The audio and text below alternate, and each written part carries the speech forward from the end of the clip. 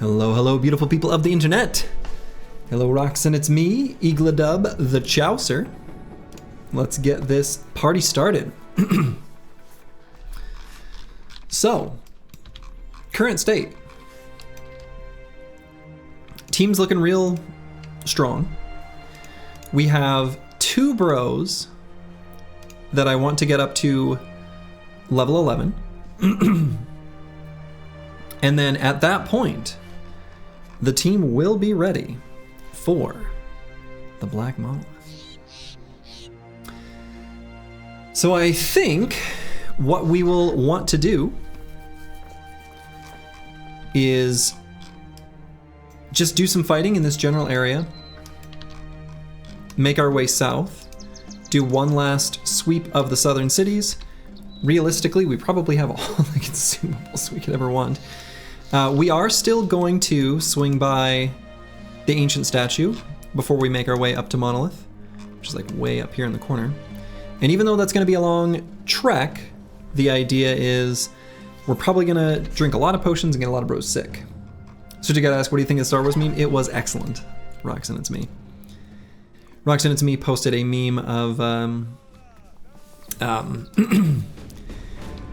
well, it's a good meme.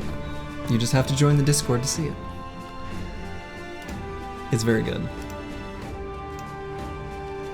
The other thing too is I would like to spend this money. I suppose there's not really like a great opportunity to do that. Because I have to think, I need to be back down to the ancient statue by day like 140, so maybe there is some time still. So stopping by like Norwald or Tonderborg might not be a bad idea. We also would love the Black Book event to proc. Just very unlucky with that, which is, you know, whatever.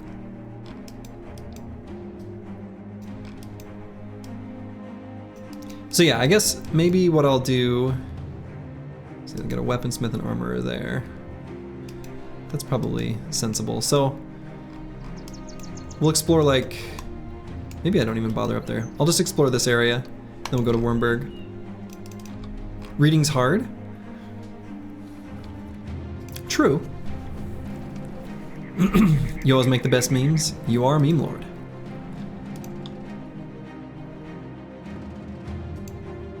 But yeah, it was a rough go the other day. Definitely could have went better. Okay.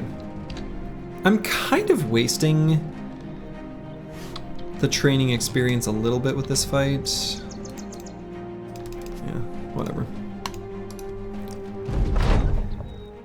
Do you have the save files of all the wins still? I do. I do have the save files for all of them, yeah.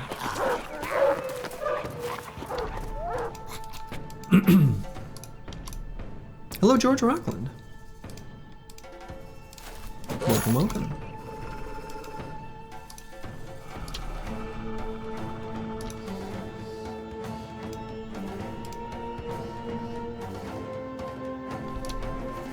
Let's see. Caw!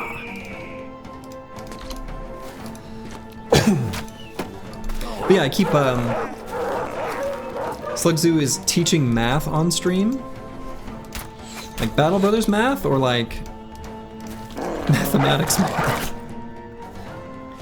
You tend to ponder your old runs searching for favorite bros or legendary roles. Yeah, so my plan, which I've made no meaningful progress towards, notably, is that I'm gonna take the Battle Brothers simulator, or the combat simulator that I use for the Battle Brawl tournaments.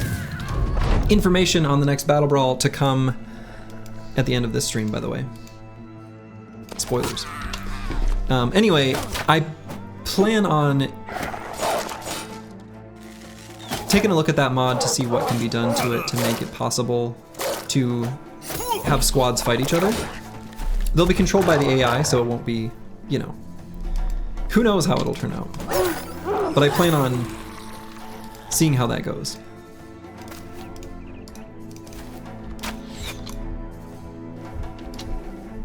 Trigonometry, you're not lying? I believe you.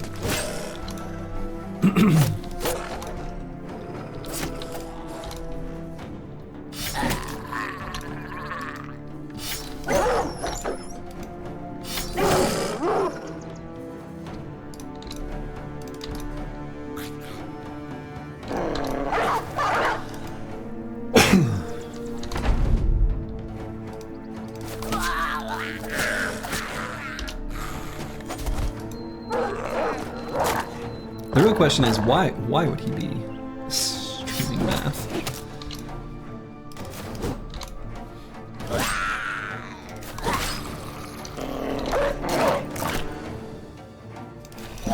You convinced him to. Okay.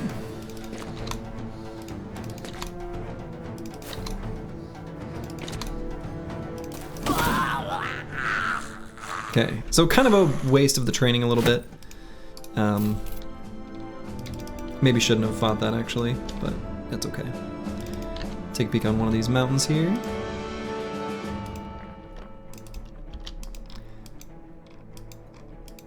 Anonymous are a 1 seed, but don't sleep on the frontline gunners from Oath. Yeah, I don't know how well the AI would make use of the gunners though. Okay, finally. Yes. The event for Big Fuffy to read the Black Book and become mad has happened. Great.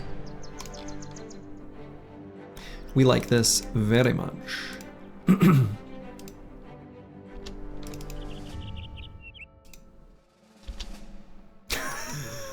Okay. Well, there's the watermill. Sad.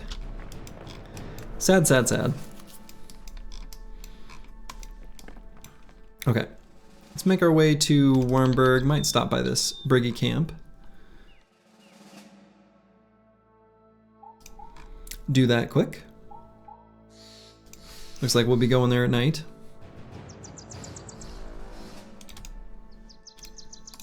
Maybe not. Maybe it's still daytime. It is. Caw-caw! Wow, what a hill.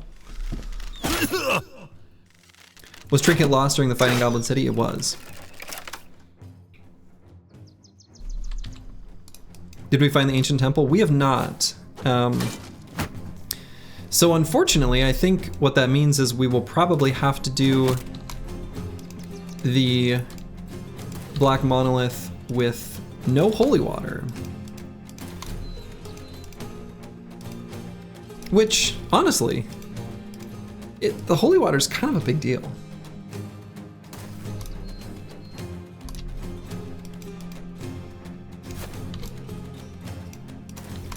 So, anyway, that sucks. But we're not gonna have time to, you know, I don't know. We're just not gonna have time.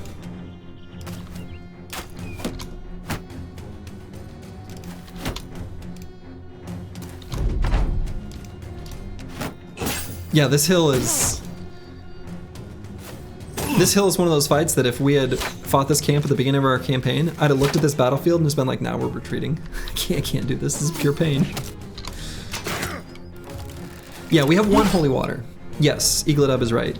So our priestly banner did get us one holy water.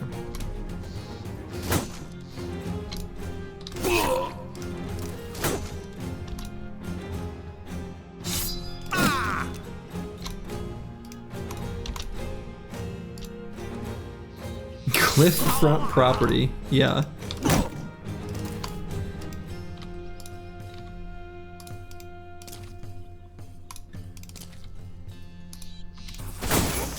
Shoot there out of anger.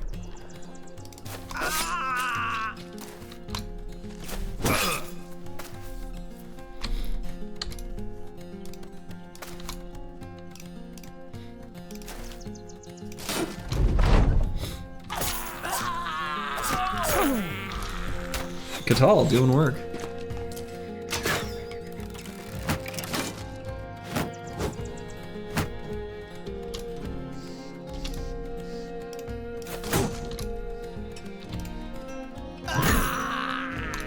Master Maticus, giving him a big ol' thwonk.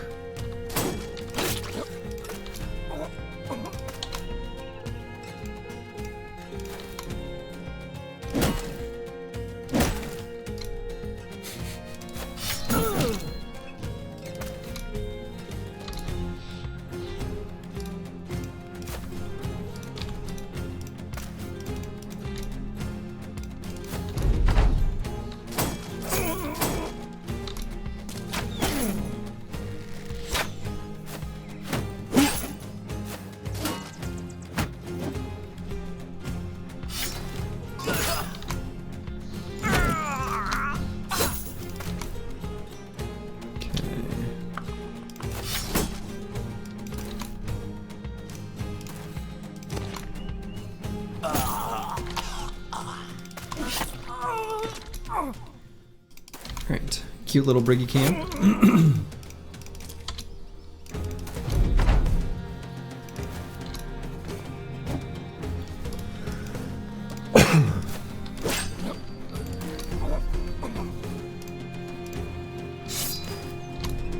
Company is definitely well past the point where these are more than... I won't even really call them a speed bump.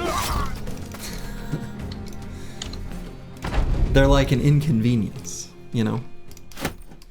They're like a bug on the windshield. Just a little snack, that's right.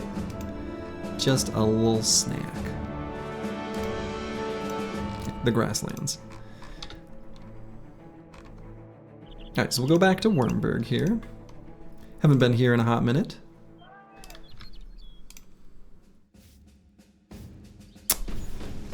Hey, that's a pretty dang good helmet for pretty cheap. That's a pretty good use of our funds. So we'll go and get one of those.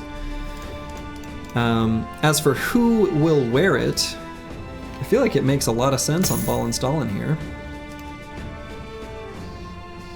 It matches, you know, actually what we can do.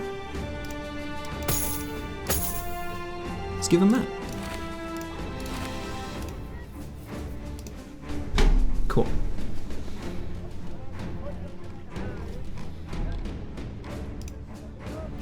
Xerxes got a swag level.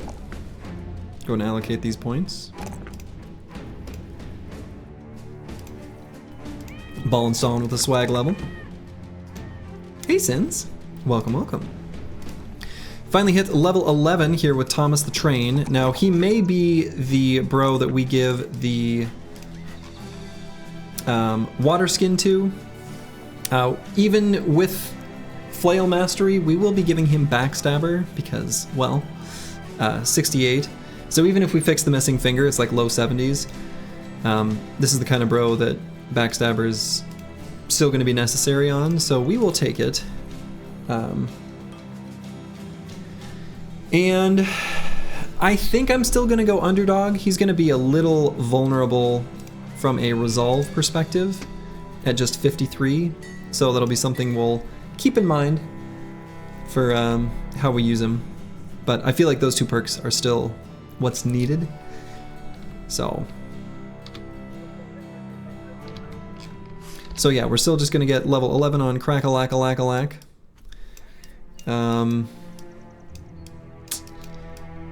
Let's see, where should my route be? Maybe like down through here? We can explore that area of the map, perhaps. Still trying to make the Gork and Mork boy chain work? Well, of course. It works. The chain works. The chain absolutely works.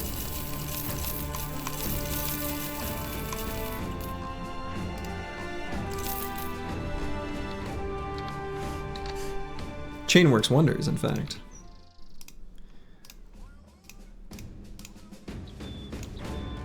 There wasn't anything else here at the Armorsmith, right? No. There weren't any, like... Yeah, okay. Doge. Welcome, welcome.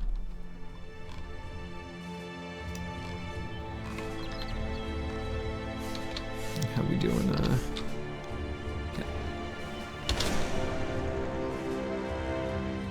We'll let that one go for the moment. We want to get a better fight for our experience boost. Let's look for something bigger. I mean, there's like an Orc Sea of Tents over there, but let's not do an Orc Sea of Tents right now.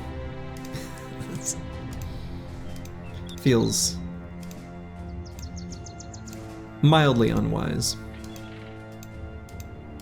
Unless, I don't know, could be fun. Sunreach. I feel like we're in a weird place right now. And it's very, very dark. Many orc berserkers. This is not much of a camp. Another orc. What is this? The little cute little orc peninsula? I mean, we can bust these, but we can also get them on the way back, because it looks like this is kind of a... Okay, that's a better... This will be a better fight to use the last training. We can bust those orc camps on the way back. This is weird. Weird, weird, weird.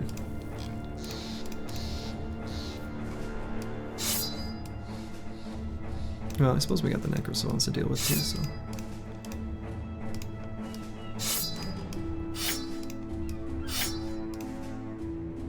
Okay. So let's bust this little one. This little guy. How many necrosavants? Just a few? Okay.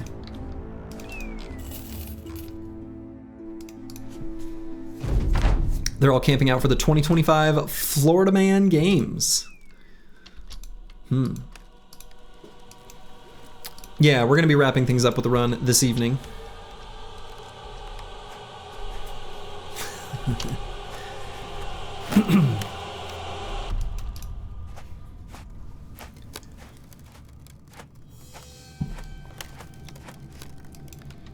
The company will be reaching its conclusion.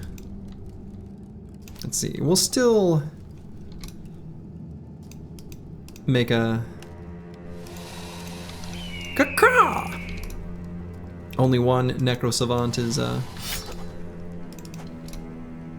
fully beefed up.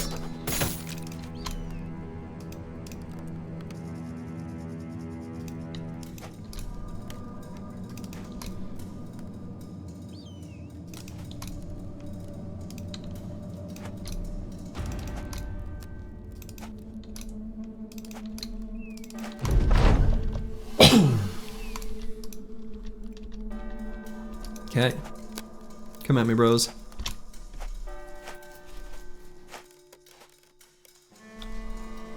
Excuse me? Come at me, bros? There we go. That's more like it. Excuse me?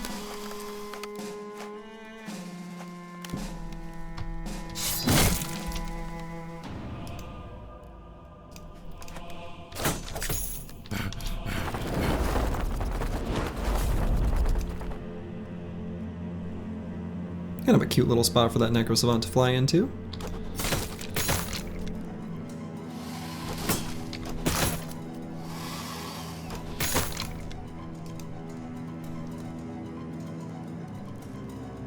Could put a net on him, but I don't think I'm even gonna bother.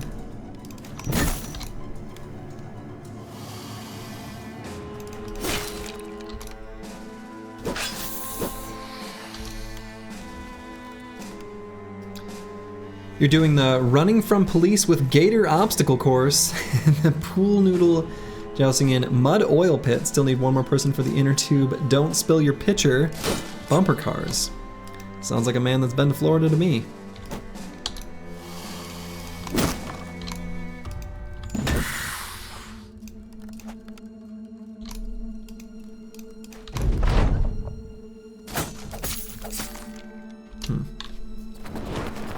Yes, this is a real thing, and yes, those are actual events. I believe it.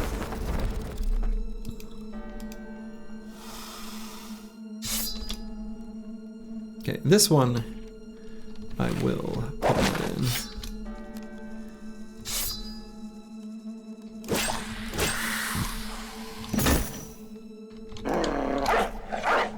Oh, killed him too fast.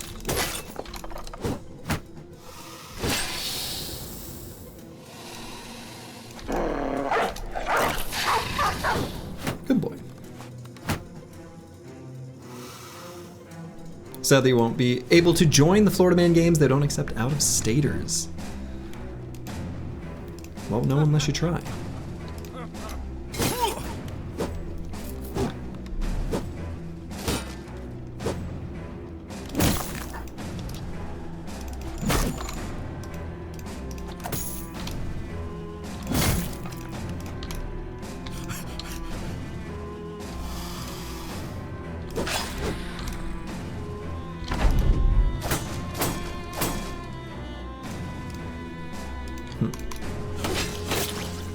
Rude, Mr. Necrosavant, rude.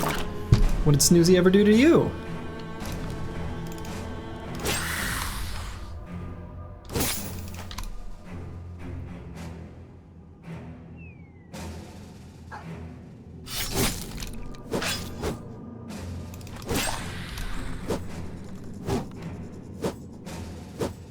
Some good dodge in there by the team. Crackalack doing some crackalacking.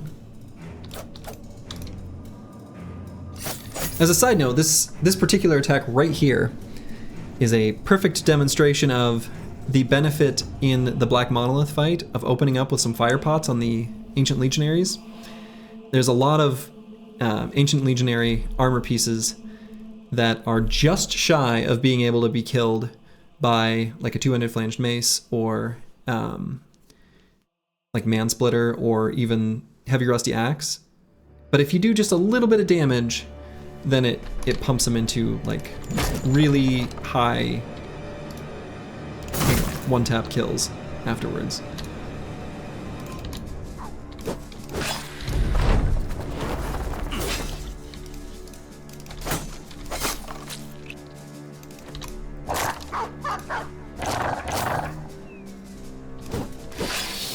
Today you learned that in Reforged, Goblin Spears have a 3 AP spear wall. Oh my. Seems broken. But who knows in context.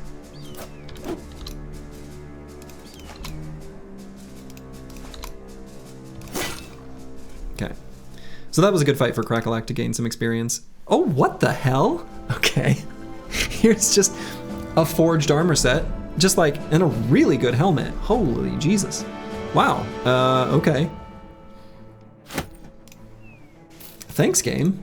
And that got us level 11 on Crackalack. Alack. Well then.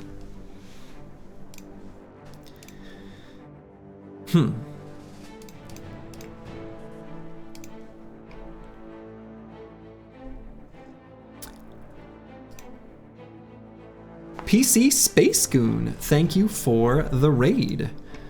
What game were you playing? You a Battle Brothers streamer? I don't recall the name.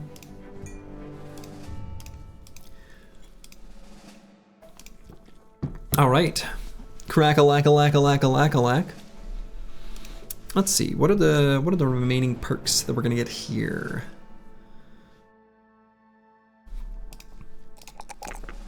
Very nice level up here. And we're actually gonna go fatigue, crazy as that may seem. Yeah, hello, welcome one and all. We're playing some Battle Brothers here. We're gonna be doing the Black Monolith relatively soon. You were brought here, I see that. And I think for this, fight coming up, we're gonna be doing, we're gonna get the most benefit from, I should say.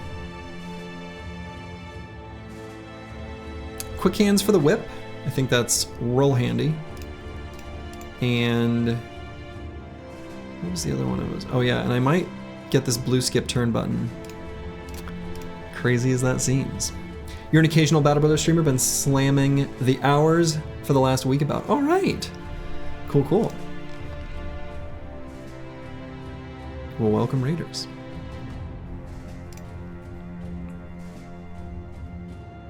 Let's see, let's throw a lighter helmet on Advanced Lightning and a much better armor. Cool. Crack-a-lack-a-lack-a-lack leveled quick. He did. We were feeding him, potions of knowledge. We did just the training there and trying to get him kills whenever it was convenient. And we fought like some real big noble armies with him, where he was gaining like 1,000 experience a pop. We also took him into the arena a couple times. So yeah, we definitely force-fed him boatloads of experience to get him up to level 11. And we got there. So. Okay.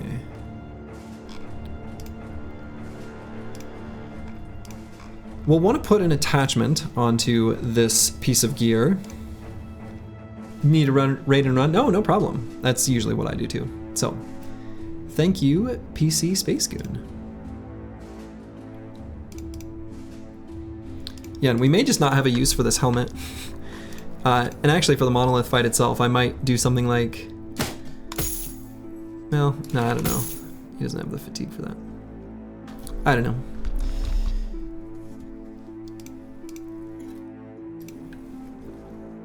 Could throw some heavy armor on the banner.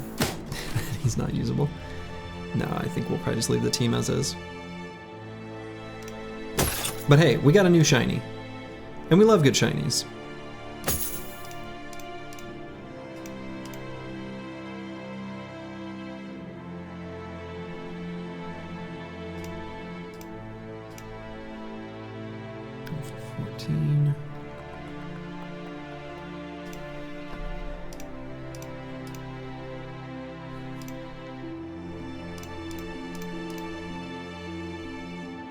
A mathematic is approaching, you think? I see. Okay. Slug Raid checking in. Well, well, well. Welcome, Slug Zoo and Raiders. Double raid, yeah, all the way across the sky. For those who are just joining us, at the conclusion of this stream, I will be giving a little more info on the next Battle Brawl, which is a kind of community, has turned into a community-run little event where viewers can draft teams, and we do AI versus AI auto battles. So we're going to be getting info on that will be forthcoming at the end of the stream. I'll be posting the signups relatively soon. So, what Discord? That Discord.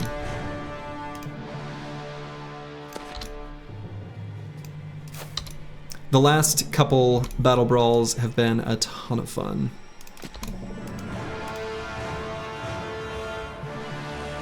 More fun than they had any right to be. And they had the right to be fun.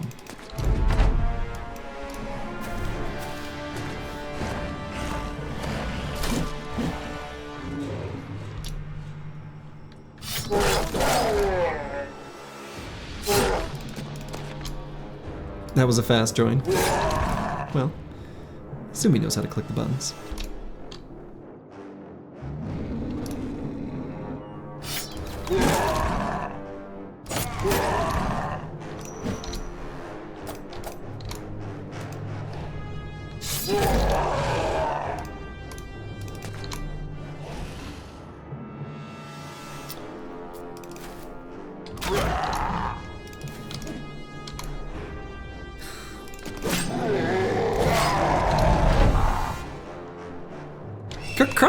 Boy, kind of let him in here irresponsibly. Day 48 smashed 41 camps. Feels good, man. Yeah, that's good. That's getting it done.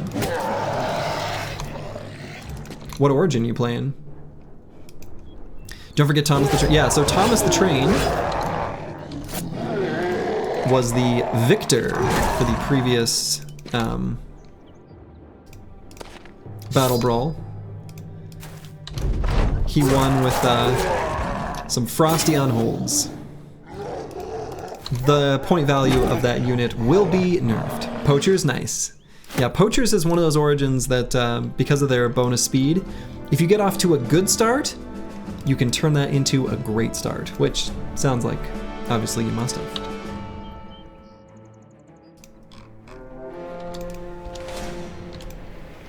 Okay. The other nice thing, I guess, about busting these orc camps is we're working towards this ambition. Might be nice to complete this ambition just for the huge mood boost right before we run forth and conquer the mono. Super late orc ambition, yeah.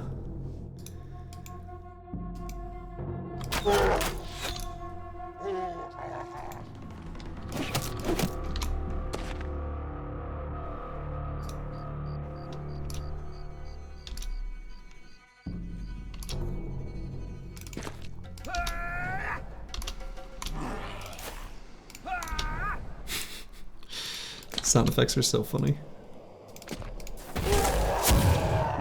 It just sounds like they're trying to be ninjas. Like it was a sound effect from...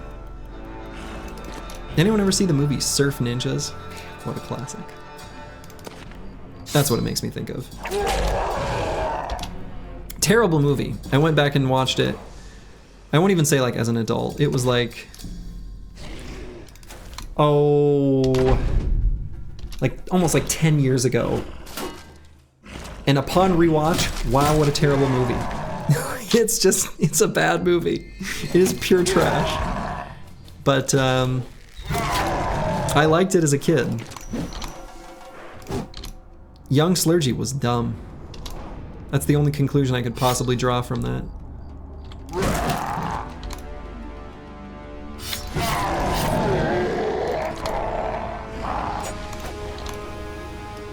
Not even so bad it's funny bad? No. It didn't even reach that level. It was, or I should say, I know what you're talking about, I know what you're saying with that, and no. It was like, and I think because I liked it as a kid, it just filled me with shame and embarrassment. Young Slurgy. What a noob.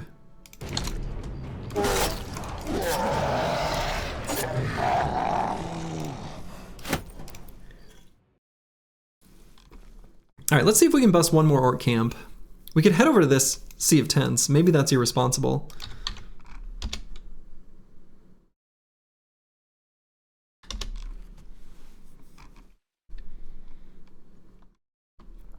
I guess we have to go all the way around. We have to go all the way up there.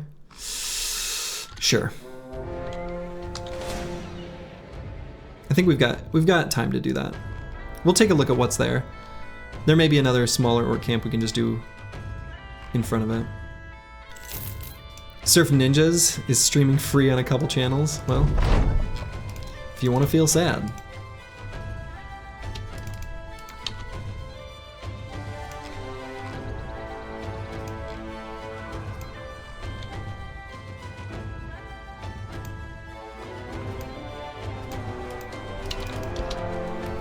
Alright, so we got another Orc Sea of Tents camp. Let's see. Do I do one? It's kind of risky, but we do have the water skin, and we do have the surgeon. And they are fun. Is this smart to do? No. But like... watch party when? Oh god. We can compare and do the easier. Some, many, and a warlord. Whereas this one has... 2 champions? No. This one's a lot easier. Let's do it. One more big ol' fight against some orcs. Complete our ambition.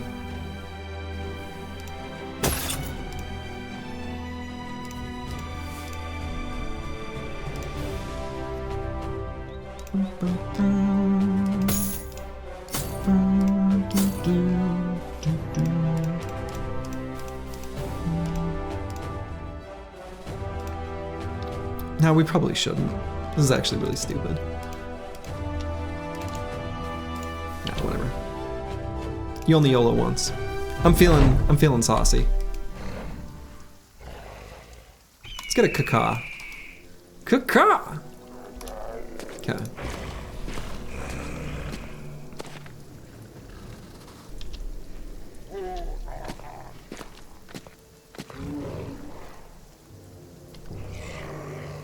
Okay, so if the warlord goes to the top part of the map, they're all faster than the tank. Okay.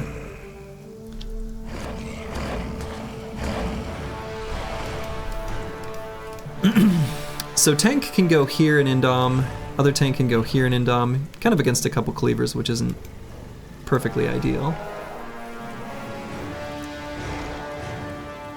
And this guy's against a couple axes, which also isn't perfectly ideal. We'd ideally have those swapped.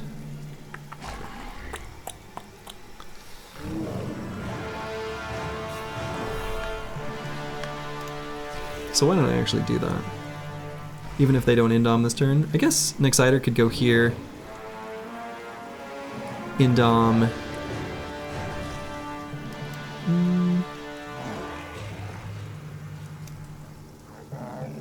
We can actually kind of let the stream of berserkers through the center. That probably makes the most sense. So let's put Roxanne Me all the way down there. Because you got to think, the warriors don't have a charge, right? So they move their 3 hexes to get in range, and then they sit there and do nothing. So that's pretty cool.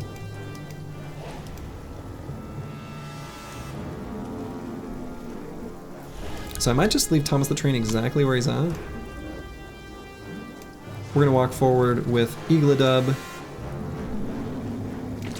Shoot here. And then just have that axe ready for blasting.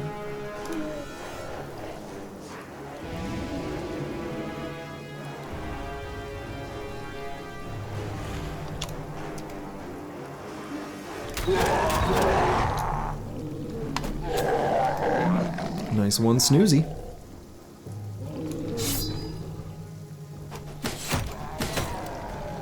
Got the fearsome procs there. It's kind of neat. Didn't actually affect him, but...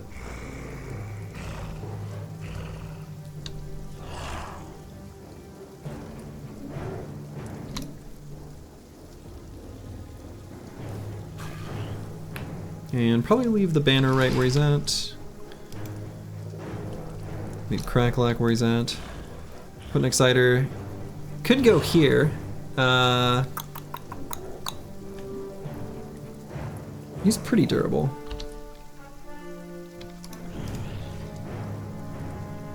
But we'll actually just go here and end on, I think.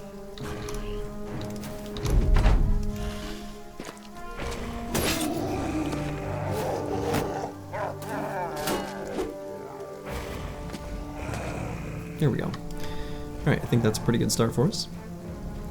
So we could move Ball and Stalin forward and melee these berserkers.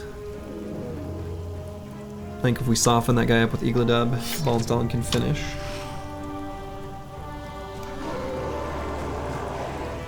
Chriswood can get started as well, perhaps.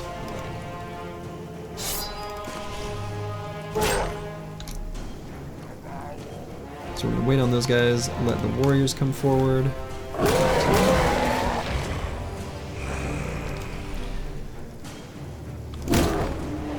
Excellent. So I suppose there's gonna be no need to do adrenaline. We've already got our setup for double death blowing. This was end turn.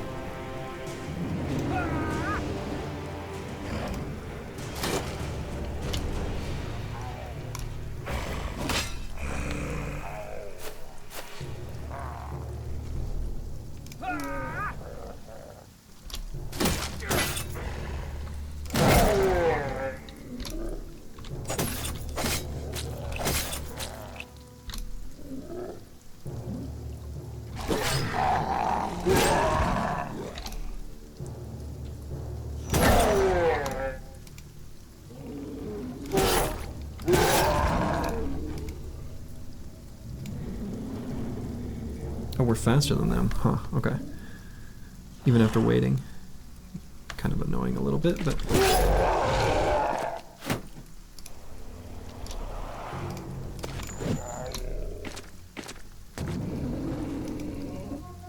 Okay, and I might taunt that guy.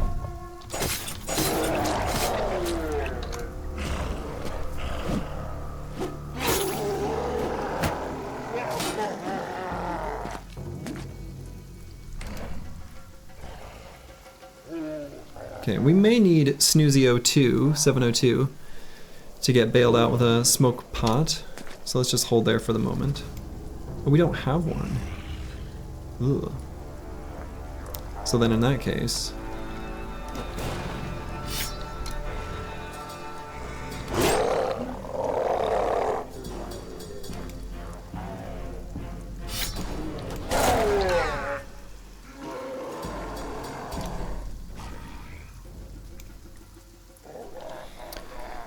So Warlord's fleeing, so let's wait there, let him blow himself up.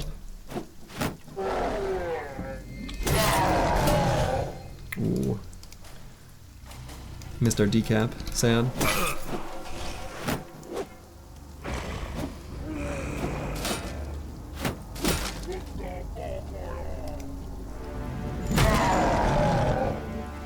Headhunter active.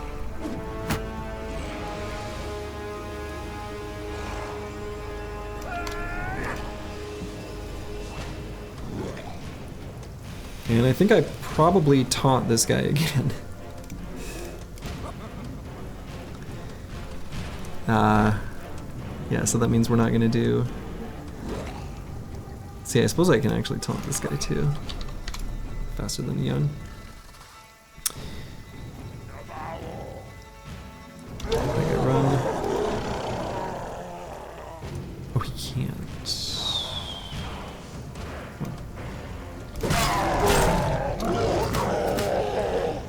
Dang, Katal hit him. So it always goes around clockwise from the top, so the Katal getting those attacks of opportunity while he's running away is not ideal. Let's just get Master Maticus down here.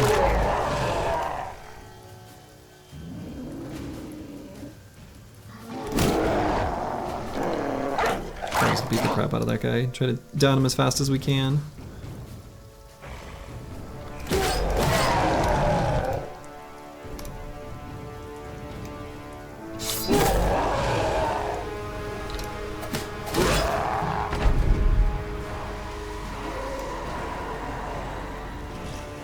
Just wait on Xerxes. Taunt worked, by the way, for that Berserker just jumping up and attacking the tank.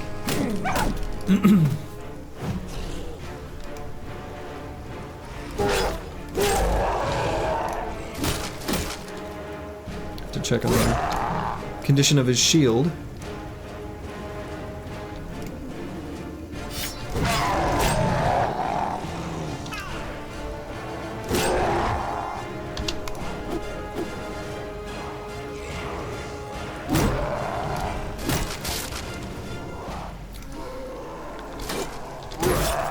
Destroyed his shield. Sad. What happened so fast?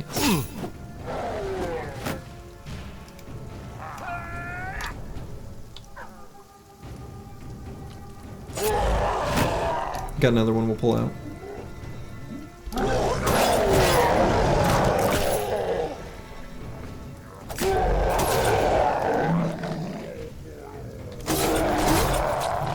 Just try to finish off that warlord, I guess.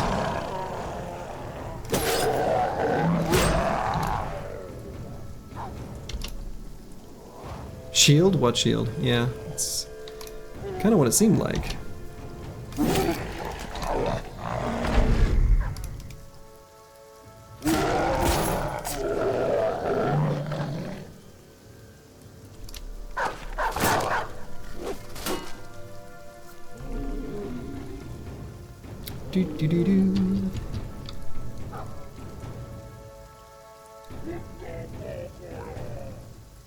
Let's throw a dog down so the tank can't get pushed by that warrior.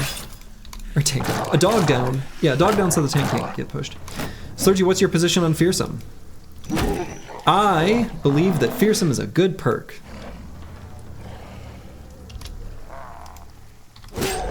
I am strongly on the team of Team Fearsome. That's my stance.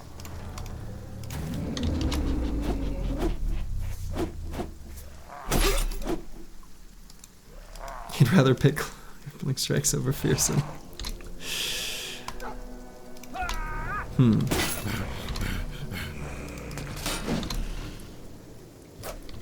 You do a little experimentation and the internet can't forgive. When you were a noob, you never picked it. When you're intermediate, you always picked it. Now you pick it on like 50 to 70% of your bros. Yeah, that's a yes. I feel like that's where I've landed as well. There are definitely bros where it's incredibly good. Anyone who uses a handgun, for example. And then there's some bros where it's fine, but it doesn't provide that much value. An example that I like to give for that one is like a mace or any single target fatigue neutral. Still good, still pick it. But sometimes there's other options that might make more sense for that bro.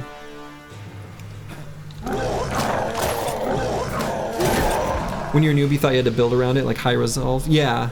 Which, you know, in actuality, probably still builds pretty good habits in you, because resolve is just a good stat. So.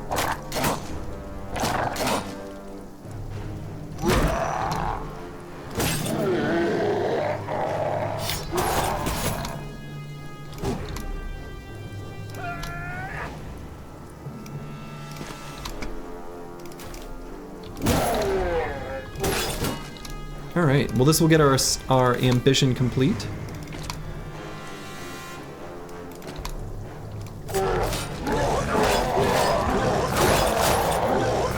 If you play ultra fast or the easier Origins, Fearsome goes down in value as well.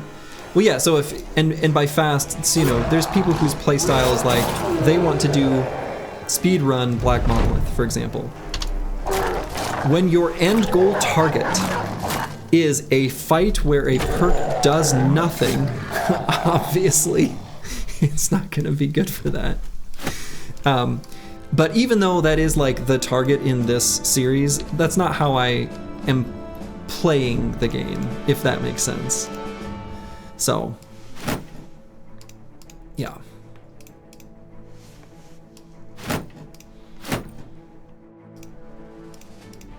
And I thought I had another famed shield, actually, other than this one. This comically heavy, but durable one.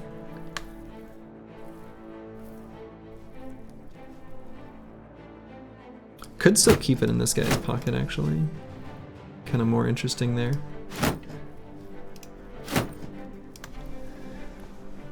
You did an all fearsome peasant militia run and it was hilarious? Oh yeah.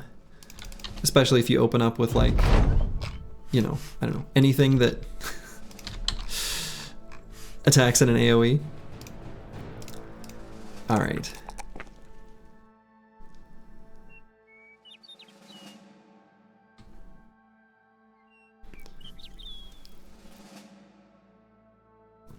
So 72 is a multiple of 4, so our hit points will go from 88 to 90. So I'll choose hit points there. Twice the value. Oh, another Sea of Tents. That's all right. We don't need to risk it for the biscuit. The biscuit does not need us to risk it.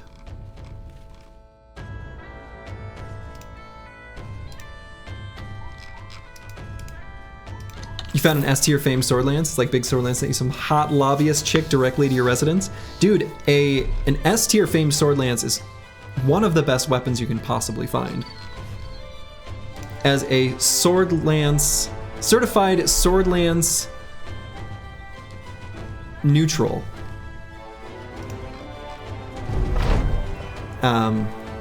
It's pretty great. All right, if we want to defeat a mercenary company, we will.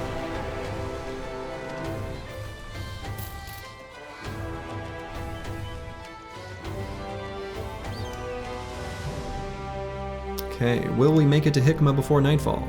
No. Ambush trade routes here though, so we'll stick around. We'll maybe, I don't know, just see if there's some nomads to fight nearby. One thing Zeus taught you, and it keeps working, is making a triangle out of camp spots. If one spot has no camp, you can see there is likely one there. You mean like to triangulate? Like as in look for footprints, or what do you mean?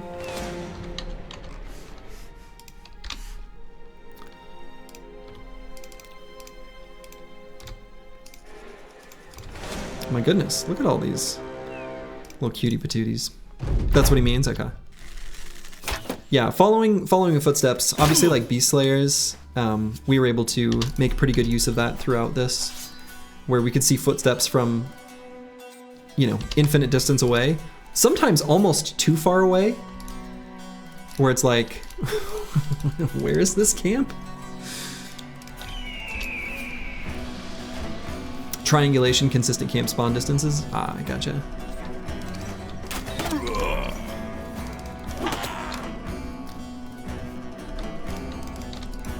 Yeah, basically, if there are enemies on the map that you are, you know, random, like, groups of nomads or whatever, they're coming from somewhere. You know, there's a camp nearby that is triggering them to exist. So, finding out what you meant is half the fun. It can be a challenge sometimes. You use a perfectly sized Dorito that you hold to your monitor to always find camp. So it's funny, so a streamer I really like watching that I've rated like a billion times, just because I like him. Dolphin Chemist, when he plays Faster Than Light, he uses the Bridgeometer, which is an image of Jeff Bridges. And that's what he uses to measure like the number of jumps that the enemy fleet's gonna take. It's just very, it's wholesome. It's just good. The Bridgeometer is fun.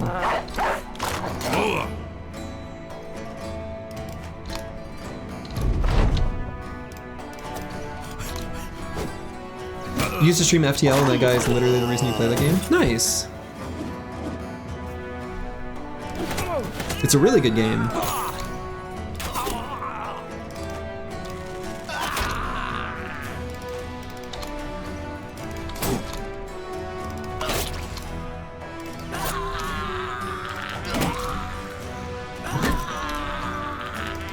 Yeah, that's another, I've got, you know, a Battle Brothers arrangement that I never recorded, and I've got a FTL arrangement that I never recorded of the Zoltan theme. There's some wild chords in the middle of that took me a while to transcribe. Some of the like the weird floaty ones that are like going between like sections of the music. They're wild because I'm not only transcribing them, I'm also making them work for the guitar. So it's like I have to transcribe the chord, but also understand the essence of what the chord is trying to communicate, if that even makes sense.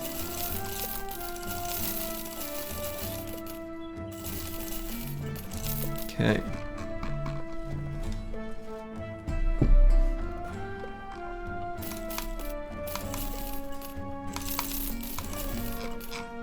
All right, so we're gonna stock up here.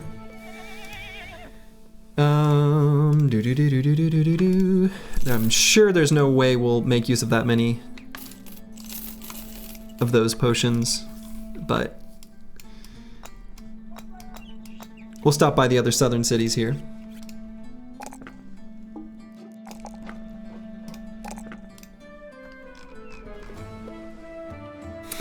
Two points of the Dorito on the camps, and there's always another camp exactly on the third point of the Dorito. Incredible.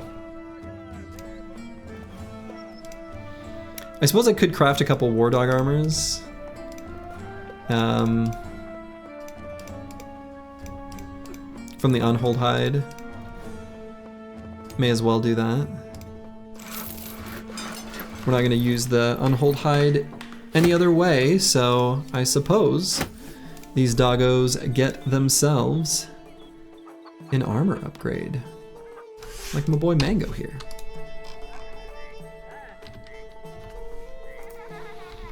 All right. We'll quick stop by Tarwa.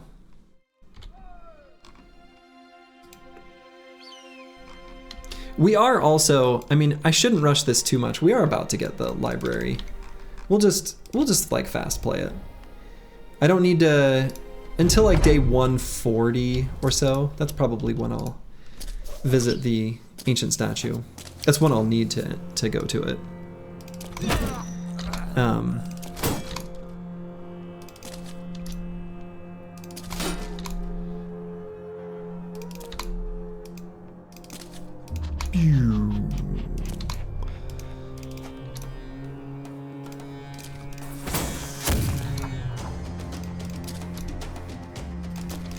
But yeah, with the Black Book event, we've got a bro who knows how to read. He's mad. It's just a matter of time.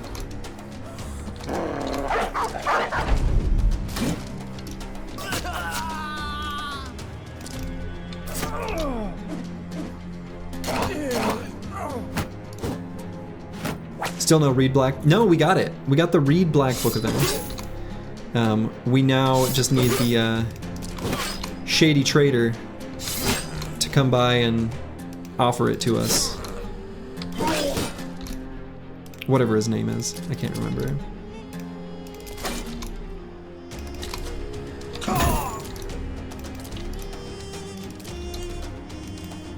Your event manager choked on you having no takers? Yeah, that was such a funny... I've never had anything like that happen in the game until the Oattaker event, until the Oattaker origin where I discovered a bug. So...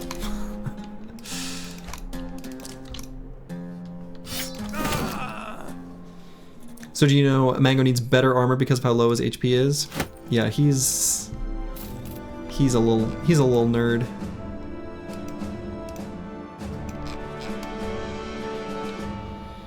I wonder where the ancient temple was. Oh well. It's one of those things where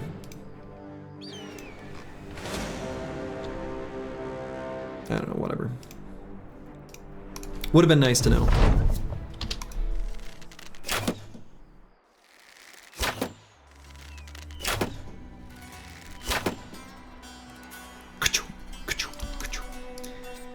What do you think is in the black book that drives people mad?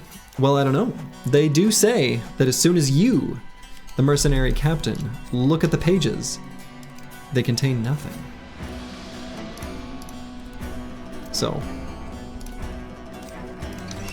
Caw-caw! Vogon poetry. Gilder X Dovcool fanfiction. That's it. That's what's there.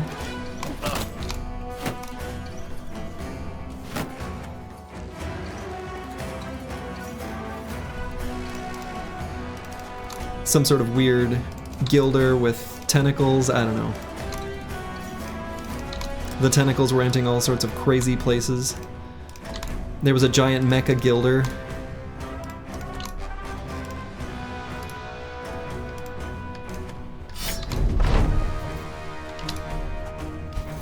Gilder Kraken Rule 34.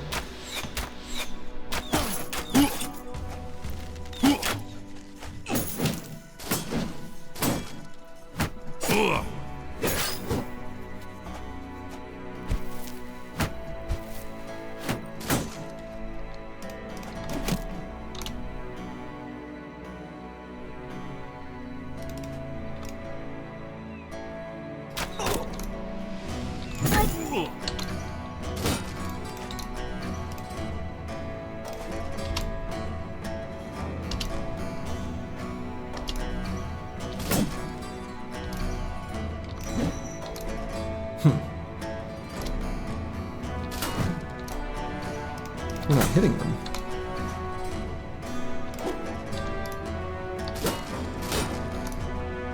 We're not hitting any of them. You go after me. There we go, that's better.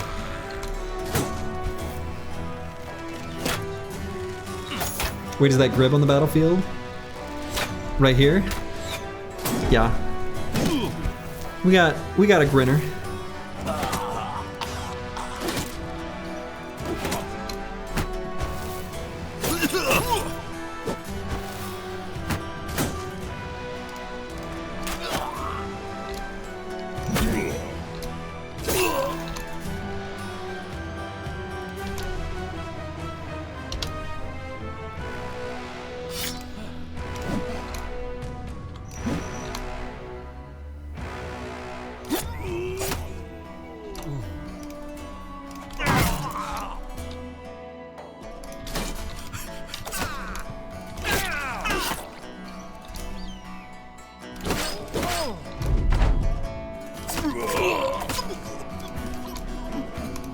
Thought we wouldn't recognize him, yeah.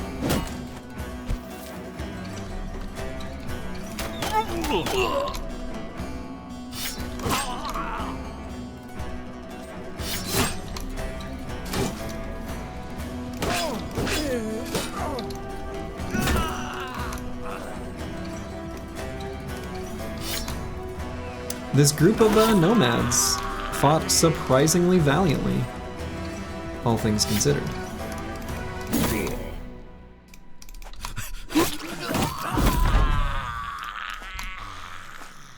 You better run.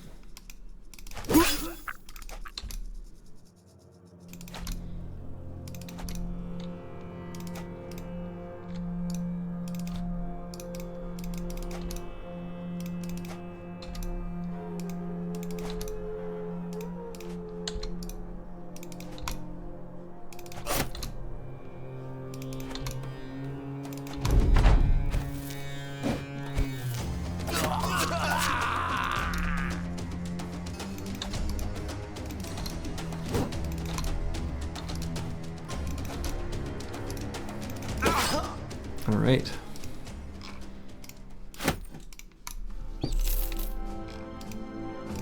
Still making our way to Tarwa. Making our way to Tarwa.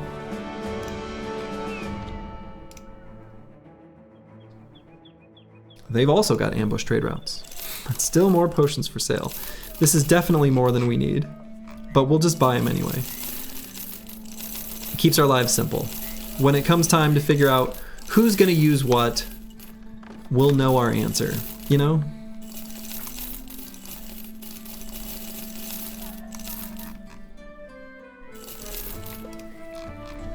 Whatever they want, that's the answer. Let's see what's in the arena. 2 gladiators? Yeah. Maybe could, but let's see, will it get anyone a resolve boost? Has anyone... Well, Exciter is 1 fight away from gaining 1. Could be interesting to get him. I think 2 gladiators is fine. Okay, so he's the only one. I guess also Vance Lightning is close. So actually a good trio might be Xerxes, Vance Lightning, and Exciter. I think that'll be good. Give him a couple nets. Let's buy another net. Okay.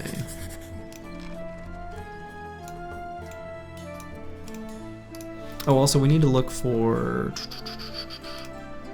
an armor attachment that we can throw onto this armor. I mean, we could just put Hyena Fur Mantle on and just get an extra 15 durability. We probably will, but yeah.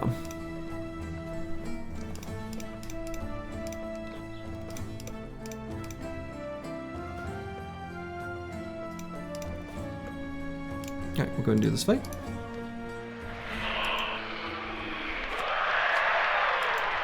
Boogly boogly. Scary weapons.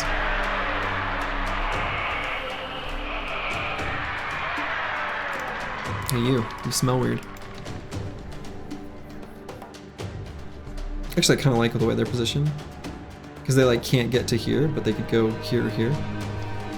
Works for me. We'll just stay right where we're at. Someone got quick tips for a new player. Experiment and have fun.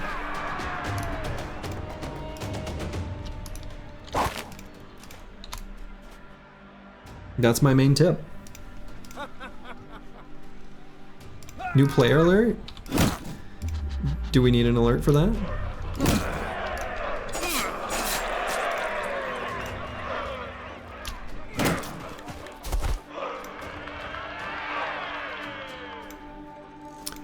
Fast adaptation and 9 lives? Yeah, fast adaptation and 9 lives are good perks. Very good perks, in fact.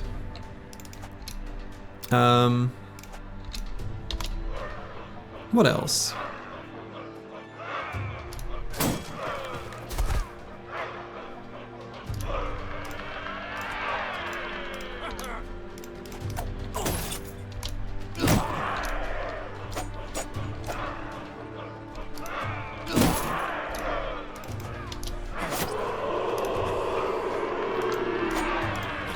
Yeah, fast adaptation is not for every bro, but if you did get fast adaptation and 9 lives on every bro as a new player, you would probably do better than whatever you might have otherwise thought to do.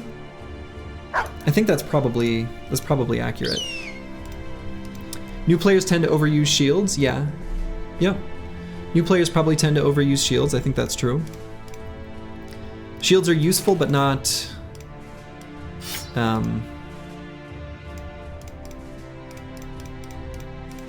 not something you want on every bro, that's for sure.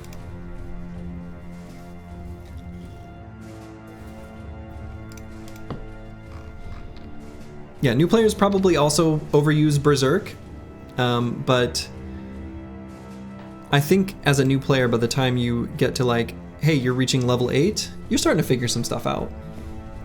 Yeah, don't take bullseye on ranged bros. That is a great piece of advice.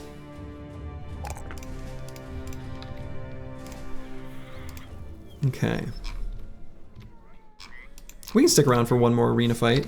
We could get the next fighter thing on Vance Lightning. We're kind of just passing the time for our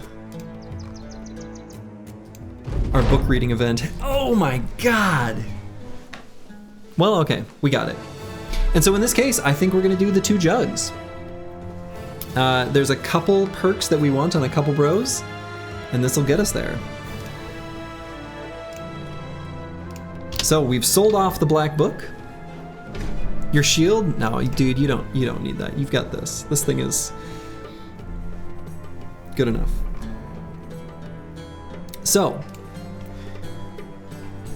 perks that I'd like to hand out.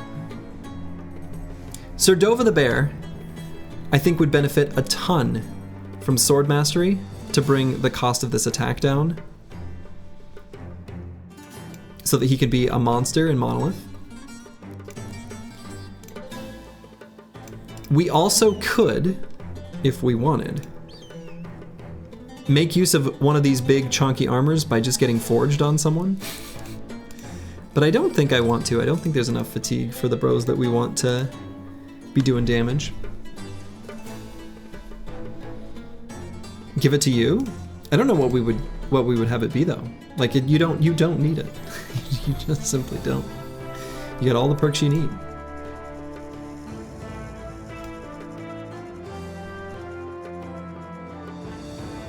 We could give Master Maticus Backstabber. That would be pretty good.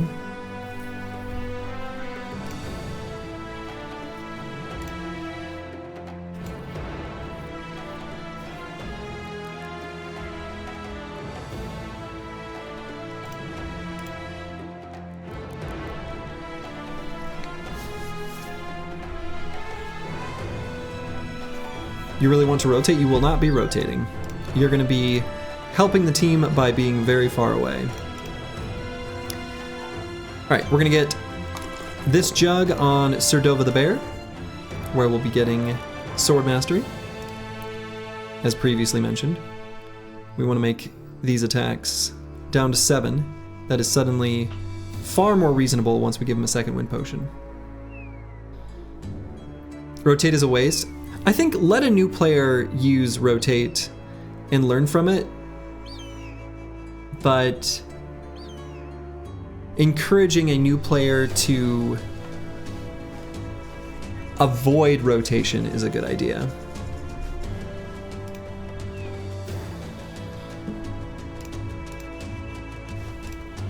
Okay, and I think we will be using the water skin on Thomas the Train, but we're gonna hold on it still for a hot minute.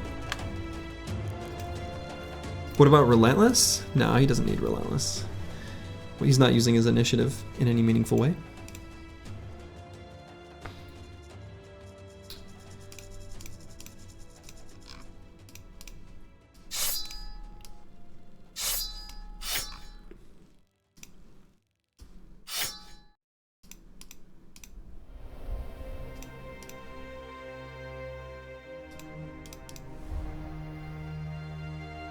Is today the day? Today is the day, and we are fast approaching not only the day, but the hour.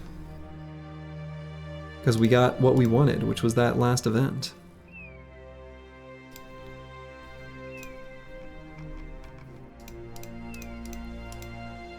Probably need more fire pots though, actually. We'll go one round of shopping, then we'll be ready. Yeah, Manifest Destiny's Child has laid down an incredibly important tip. I'm actually going to pin it for 20 minutes. That probably is the big one that all new players, regardless of your playstyle, regardless of your objectives, regardless of anything else, resolve is a good stat, and playing around morale is important. The more you understand and learn to use resolve checks, how important morale is for your team, how important being confident is for your stats, the more you will improve as a player. That means tomorrow goes Battle Brawl? No, we're not going to be doing the Battle Brawl. Sign-ups for the Battle Brawl will open probably tomorrow, though. More information to come later.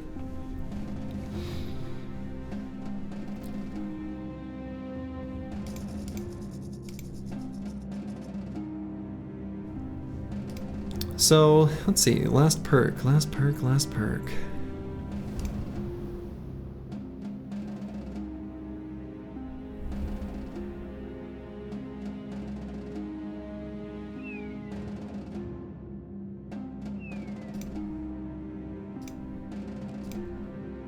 Honestly, could give Snoozy bags, and that's not terrible. Give him more consumables to use. He's one we want to avoid have fight in combat too much.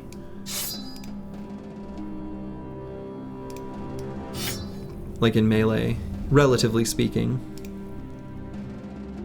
So giving him bags so he can just keep throwing. I think I like that.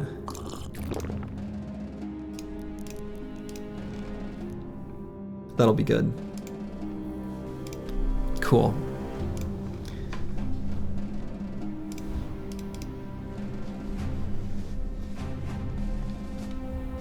Yeah, an extra fire. We could use a couple extra fire pots. So let's go to Hakim al-Ramal real quick.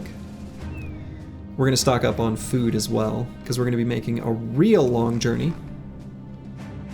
You think you're addicted to those jugs just from watching you consume them? You need them? Oh, they're so good. Just like, here's a perk point. Like,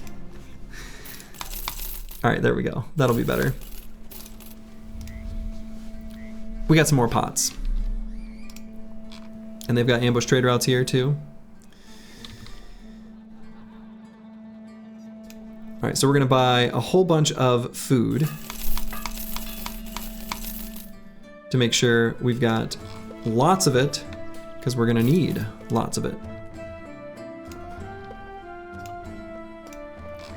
So we're gonna make our way towards this ancient statue. I think we've got enough food, I think we've got enough consumables, more than enough consumables. Good lord. If anything, I feel like, no, we've got enough money too. Got enough tools, yeah, we're good.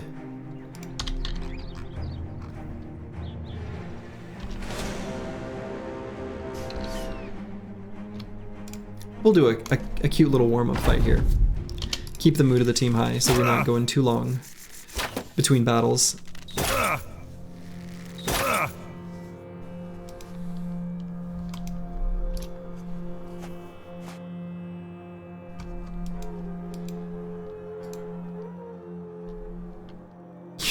Meat bros have a 1 in 6 chance of getting an extra perk every level up. Sounds pretty strong. I don't know. Ka-ka!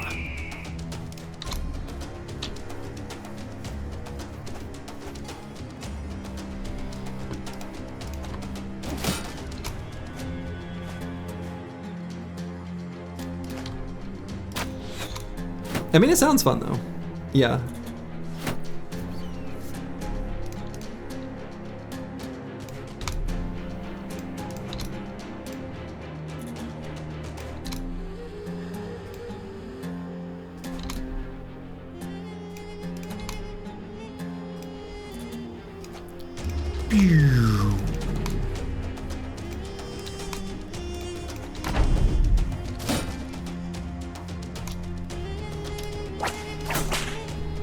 Hello, Orzik Chowgriff.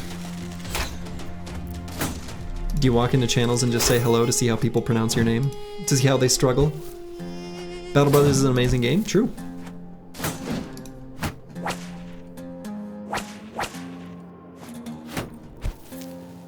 Battle Brothers is an amazing game. This is true.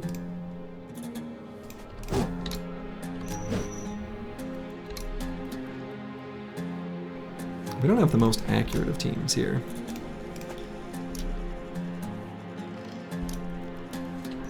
These nomads are illuminating this. You can say Griffin. This is the Polish nickname meaning peanut griffin. Cute.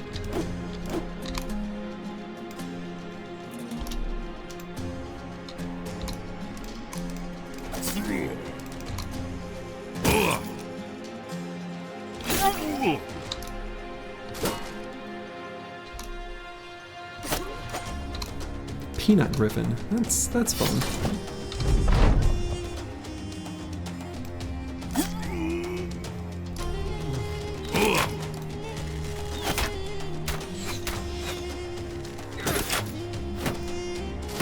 Are griffins?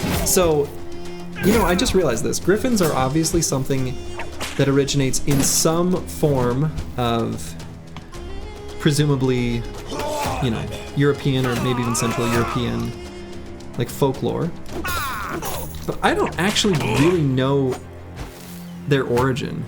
Or like, I just accept them as a thing that shows up in fantasy games. But without the context for the origin story, maybe, so to speak.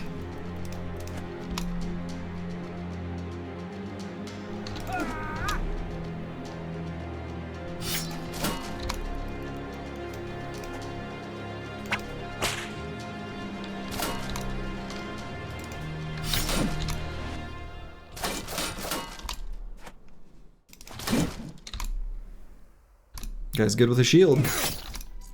Not good enough though.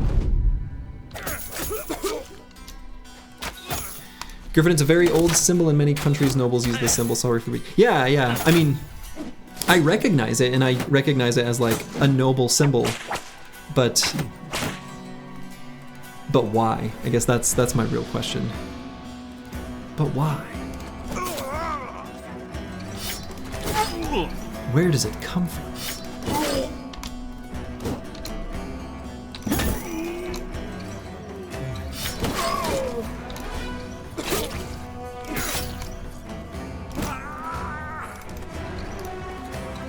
Think you're Mesopotamian? Really? Since they're featured in Sumerian architecture and shit? Interesting.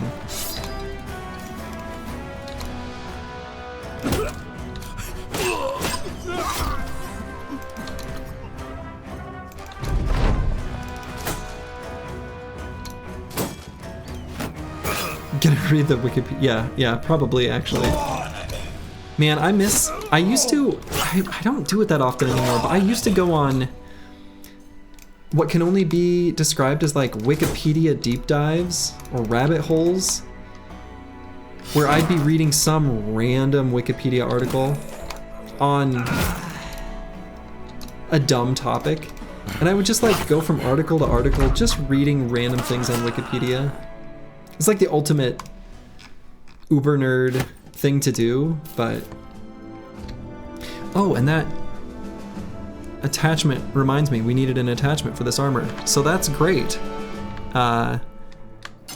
We'll just toss that on. How convenient.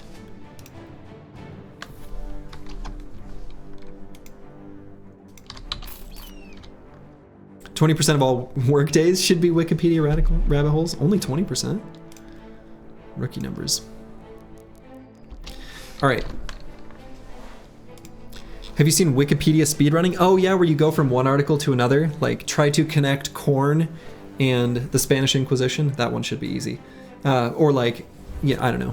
Yeah, I know what you're talking about. Okay, so we are going to gear up our team for the Monolith fight itself. We like this fight to be squeaky clean, so we're going to make it as smooth as we can.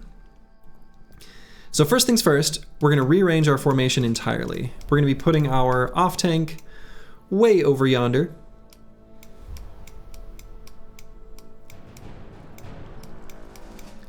And if you're wondering why we've not yet consumed the water skin, give it one moment, it'll happen. And we'll be putting our other tank somewhere on the top of the formation, TBD exactly where.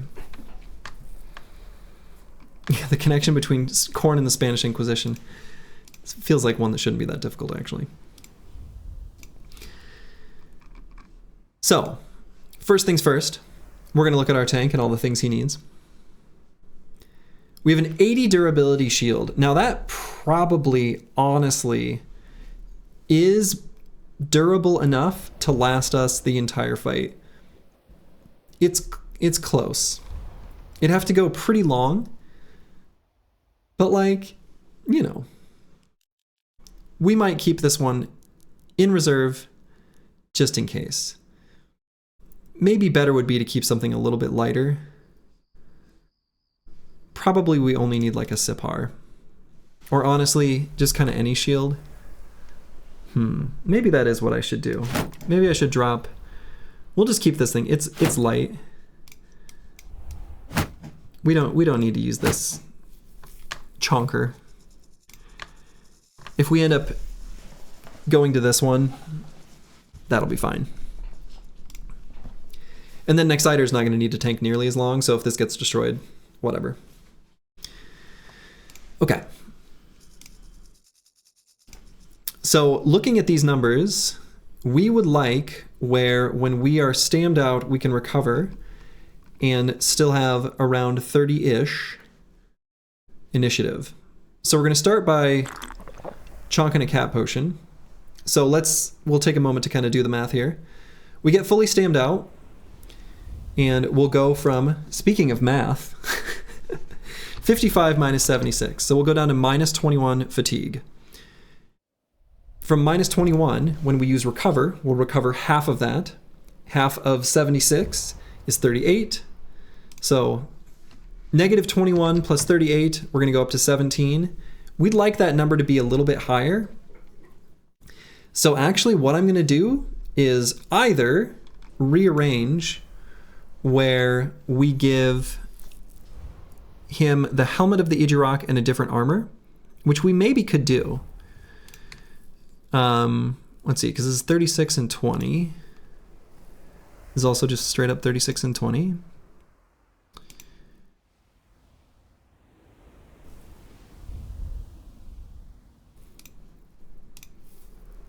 And then we're going to just throw a hyena fur mantle on one of them. So actually, what if I did that? What if we just swapped that? So that's going to be the same numbers, right? Yeah, literally the exact same. And so we're actually going to throw a hyena fur mantle on this purely so that he can do the cycling and get through the initiative ranges we need to. We also want to hit -9. We're close to there. If we're a little bit shy, that's actually fine. And we're going to give him a smoke pot in his pocket just in case he needs to use it to escape himself. It adds to the drip as well. Yeah, this is also a little more durable overall. I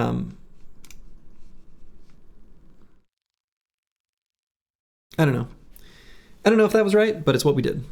We're also going to be giving him the Undead Trophy because he's going to be subject to many of the, the resolve check things. So, will cycling increase his fatigue? What do you mean? So when we get fully stammed out, we'll be down to -6. So then when we, oh yeah, so we'll gain 15. Yeah, I guess I did my math not, you'll gain 15 fatigue when your turn comes, and then you do recover and you gain half of 79 minus 15. but I think he should be good. I think these numbers are right here. They'll most likely fit. The very, very, very slowest of Ancient Dead could be slower than him. And obviously there are the Ancient Dead that are dedicated bodyguards to the Ancient Priests that just have minus 50 initiative. We're never going to be slower than them. Oh, was that a bad joke about bicycling? Oh, okay. I don't know bicycling. I don't know the bicycling world.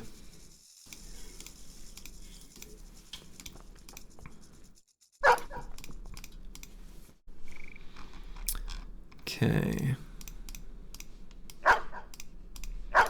We're going to leave the caca at home. Too dangerous of a mission for the caca. Yeah, it should be minus... Yeah, so -9, and I thought it used to be greater than 32, but I re-looked at the numbers, and actually I think the number is like 27 or 28. But if you get to... Even if you don't quite fully reach those numbers, that's like the extreme sets of gear that the Ancient Dead could have. So, oh, less than sign 3, cute. But yeah, less than 32. Yeah, also assuming a Savant never jumps him. Right. Which a Savant is unlikely to. They still might, but sometimes they do. They do weird stuff. Hello, Lucid Tavi. Welcome, welcome. All right, so Nexiter, I think I like having this Hexen trophy necklace. He's going to get chonked a whole lot. He actually maybe has enough resolve. Okay, so yeah, let's look at the tank more fully. So he's got the cat potion. We're also going to give him a Lionheart potion. He now has more than enough resolve. And I think we've got... we have 10-second win potions? Okay. He actually kind of doesn't need one of these, but we'll do it anyway. And that's that. That's everything that Roxanne It's Me needs. Nexiter. Let's see, 1, 2, 3, 4, 5, 6, 7, 8, 9. I guess the real question then is, who would not get a Lionheart potion?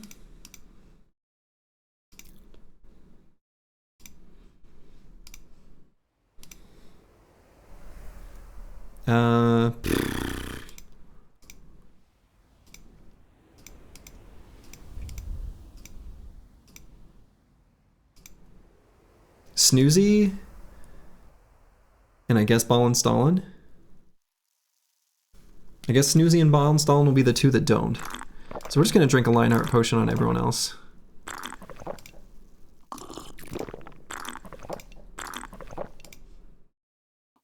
I've never had this many consumables. Nimble tank, no dodge. Yeah, no dodge.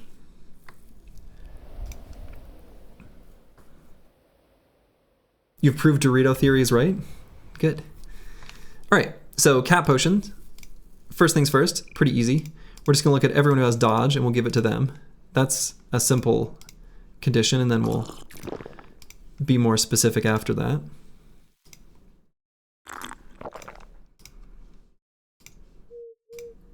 Oh wow, not that many. These potions sound delicious, don't they? They really do. So we've got way more cat potions than we need. What we can do is, if our front line is fast enough, so if we give it to like our slowest of bros,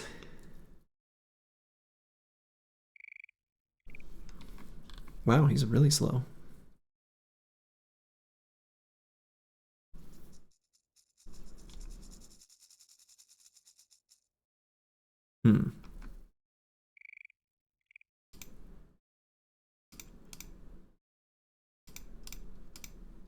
It's still just useful, I guess, to be earlier in the turn order. Like, I don't have a complicated explanation other than that.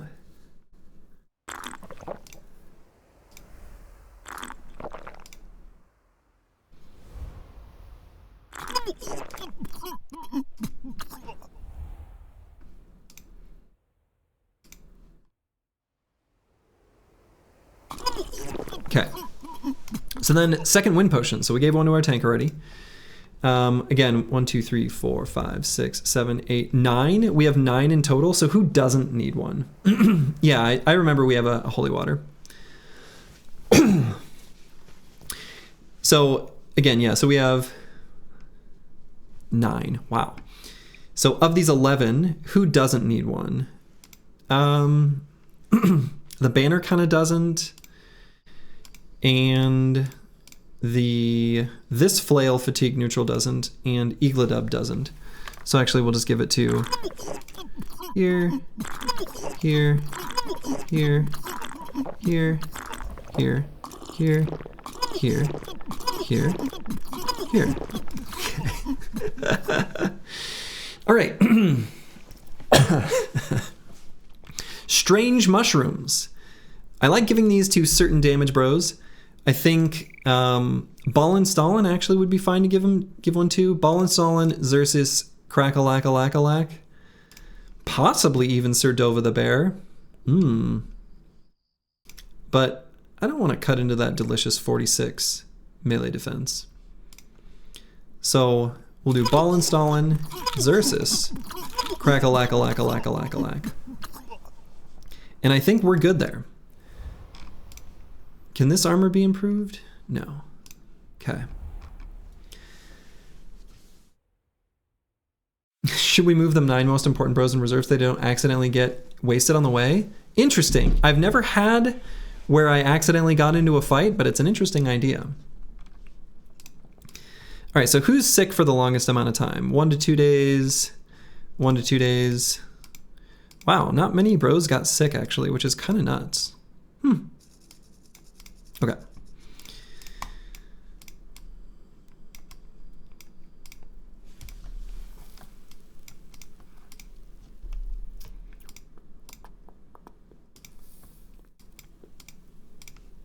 All right, so now let's look at gear and equipment. All these pushing about in the long trough on the ground and the bros are just shitting themselves silly. Yeah. Poop and puke everywhere, right? Okay. So this gun, there's kind of no point to it, unfortunately. I don't know. Well, we'll see. One initial opening volley, probably unlikely to be relevant. Just give him a fire pot, or possibly we have EELI at the top of the formation. Be the person to throw the honorary flask of blessed water. Sure. Thomas the Train will give this fire pot. Vance Lightning will give a fire pot. Crack-a-lack-a-lack-a-lack-a-lack will give a fire pot. Master Maddox will give a fire pot. And actually, so maybe one of these I'll give a flash. Well, it doesn't really matter because we're going to be doing it before they approach.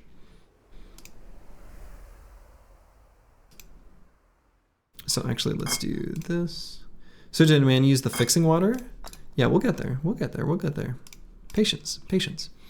All right, let's look at what's on the banner. We got a smoke pot, 2 fire pots. We got the better nets. Let's get the better nets out. At least 1 better net. Let's go with 2 of the reinforced nets and then a smoke pot, fire pot. Let's put a reinforced net on Xerxes from the start. And then I think I like what he's got there. So maybe actually I'll do... Let's do a flash pot there. And let's give one of the stronger nets to Snoozy. And we'll give him...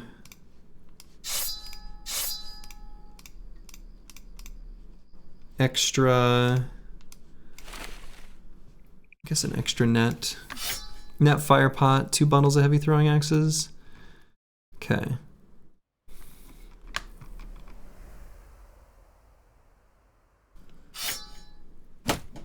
Balance on 1, let's see.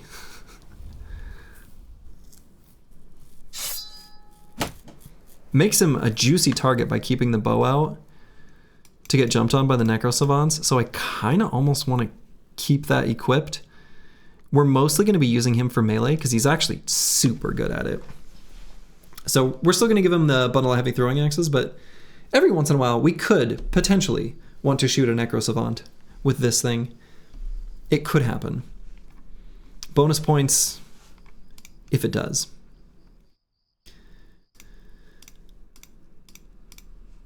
And so we can give something to Sir Dova the Bear as well.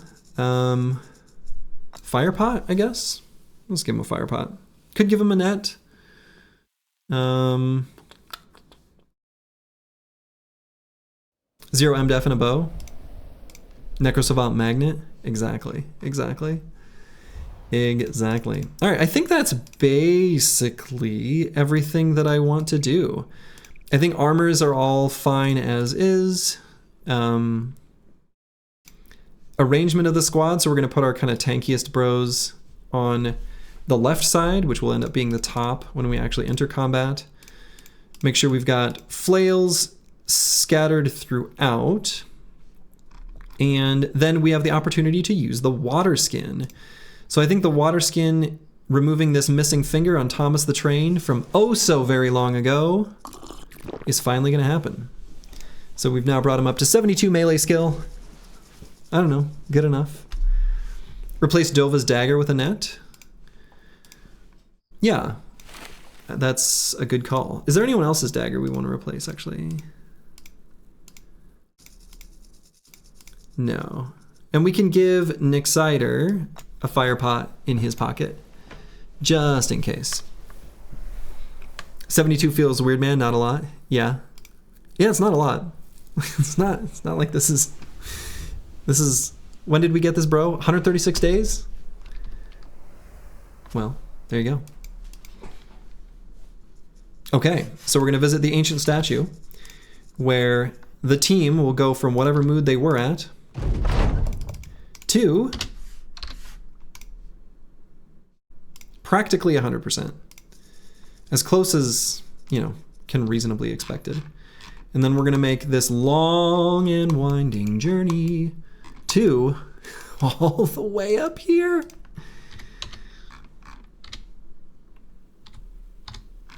So we're going to go at varying speeds, but depending on where we're at on the map. Can you take a boat and not lose the potions? Yes, you can. We don't have that option because there's no... and we could stop at a town. Like, we could have stopped there. There's unlikely to be anything we want to do with that kind of small-ish amount of money. So... yeah, part of the OG squad taking on the 7 thugs. Kind of beautiful that they make it all the way to Monolith.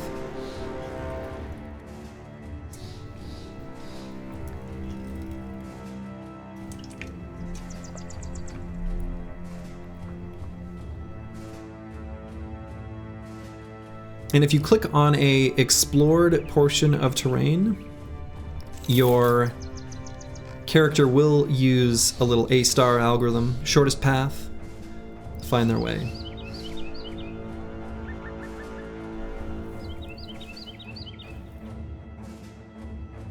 Yeah, all the Beast Slayers are dead, but the Day 1 reinforcements remain. Yeah.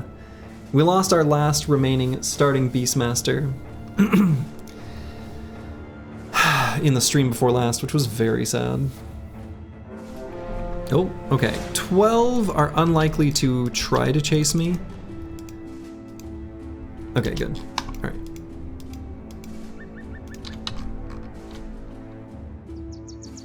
Most enemies will be overwhelmed by our numbers. Sometimes you miss how slow chat used to go. It was easier to keep up with, but that's all right. I still encourage folks to express themselves. Okay, I want to make sure that does not spawn a camp or spawn a patrol and fight us. That would be sad.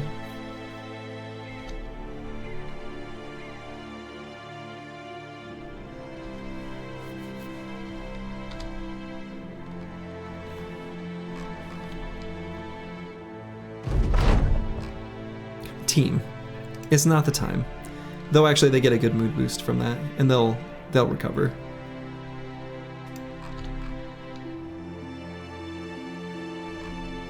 Theseus's The Mercenary Company of Theseus. Love it. All right, so we made it there by the afternoon. Oh yeah, I guess one more thing. Let's look at, this is very last minute, but are there any helms that I want to move around?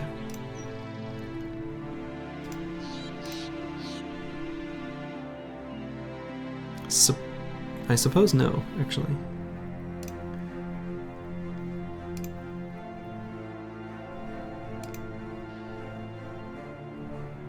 Well, maybe.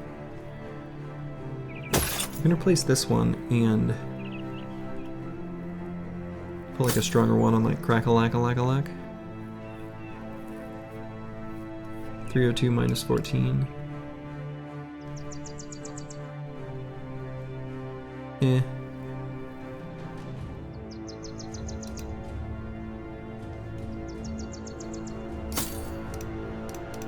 Okay. Let's do this. The Black Monolith. Wait, no, hold on. Whoa, whoa, whoa. Okay, all right. I was like, did I equip the flask of blessed water? I did. Go in to the end. Engage. So 47 enemies. That's a lot. So, hey, Blackfire, thank you. Xerxes, faster than everyone. God, what is this initiative? 155? Very fast.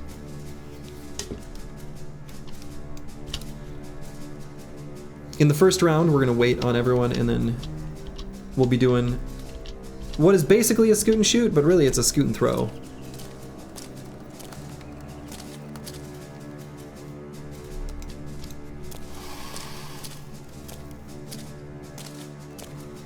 You gotta wonder how the first player who ever saw this, I mean, you know it was a curse, but what curse did he utter?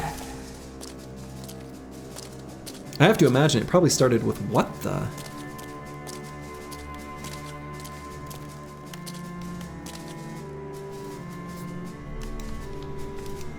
Okay, so we're gonna back up 2 hexes. The question is always like up and to the left 2, down and to the left 2. I kind of like up and to the left 2. And we'll see where we need to move our tank.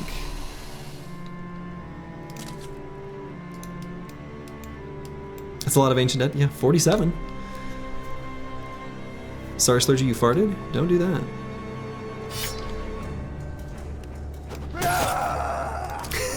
I love that it keeps the scream when they use throwing weapons, even though it doesn't actually increase the throwing weapon damage. That gives me great joy.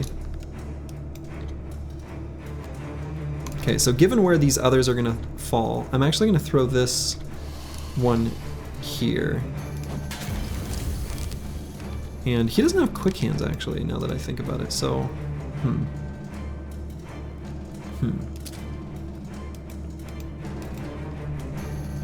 And should I swap? We don't need the banner, none of them are gonna fall in this round. So actually, let's go ahead and pull out a net right now.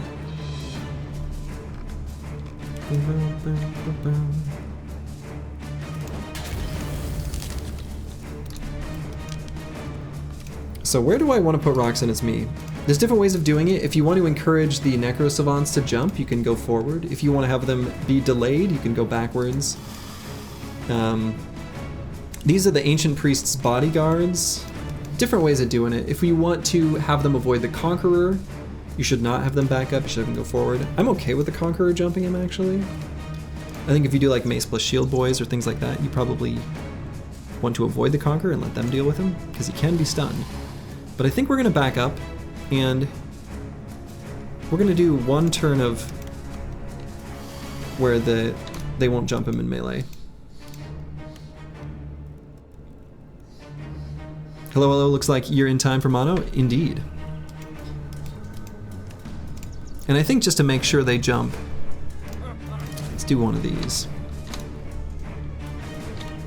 So, who will we hit with the holy water?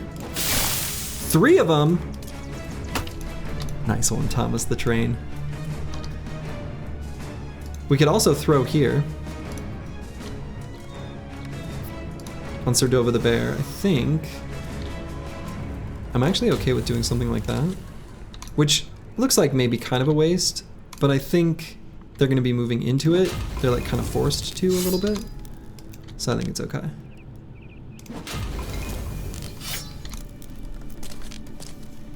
Shield Mace guys and Conk is no big deal. Yeah. Yeah. especially if you get a good surround on him.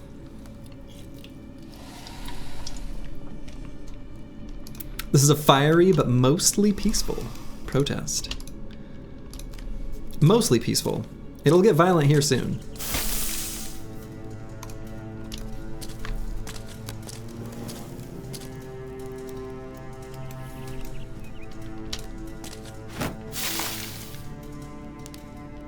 And we're gonna wait on everyone. If they don't make melee contact, we are happy to back up again.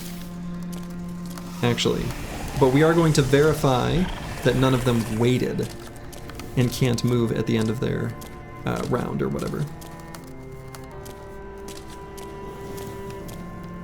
Because if nobody is yet in melee contact, the Necro Savants won't be jumping. Okay, so they have not. So we can actually back up again. So we're gonna do that.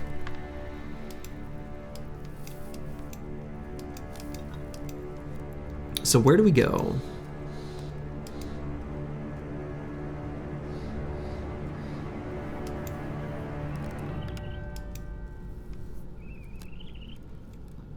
We're gonna double check that these all say turn done. Oh, see, that guy's got some turn left in him.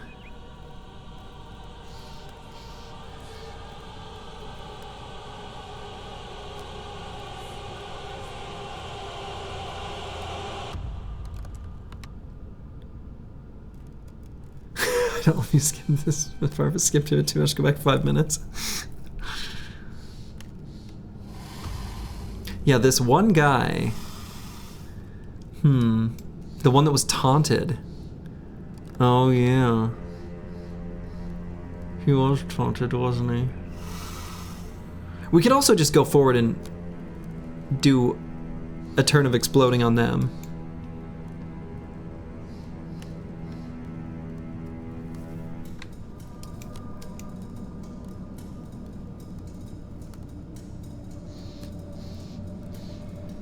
If we put the tank here, that's not so bad. He still has Lone Wolf there.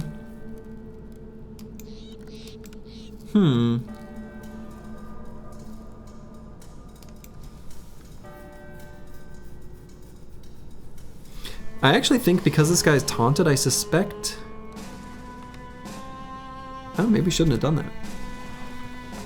I changed his AI pattern, and I bet he'll jump forward. Or it seems, I guess I don't know what he'll do. It seems plausible he would jump forward. Maybe is a better way of putting it. So I think I'm actually gonna stay put, and we'll push forward.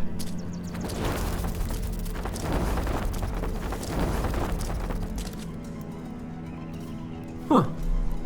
Slightly puzzling behavior from the Necro Savants.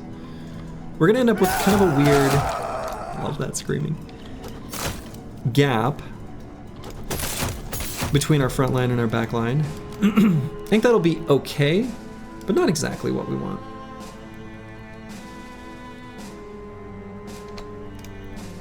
Throw a flash pot here, kind of just to do it a little bit. No melee contact yet, so Savants won't jump. Yeah, but they moved forward in a... It felt funny, the way they did it. Like the mix of these two behind and this one forward. I don't know. So here, I kind of screwed up not realizing Mastermaticus didn't have quick hands. I think it's still okay.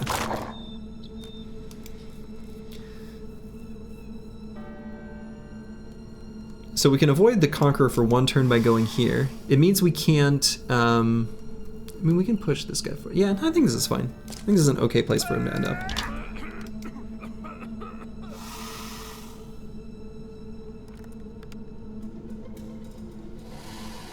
Crack-a-lack-a-lack-a-lack. We'll get up there. Exciter. We're gonna go up and I suppose Indom. Could Indom or Shield Wall. Either one is fine. But we'll do that. The nice thing about a Nimble Tank is they're kind of a prime target anyway. Alright, so that one's sprayed with Holy Water, so actually I'm gonna attack there.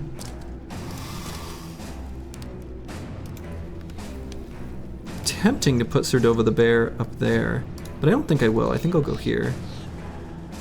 We'll put Eagledub up there. That'll be better.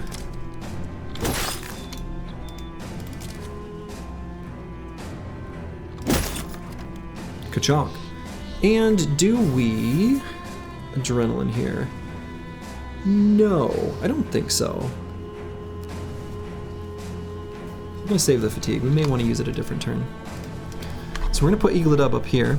He's gonna have some very, very key tanking to do, but we gave this responsibility to a very, very, very good defensive bro. So he's got all the things he needs to be able to withstand it. He's confident. He's just far enough away from Roxanne, it's me. This is his kind of magic barrier, where he's not taking away Lone Wolf. So. Less than 65? Trash, bro. Right.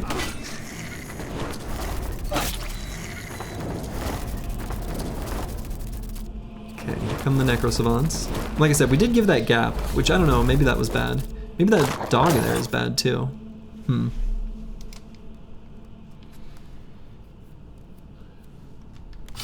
Swap to the melee weapon and we'll wait for nets and other such things. Probably throw a net on this one. Snoozy will throw a net on the other one.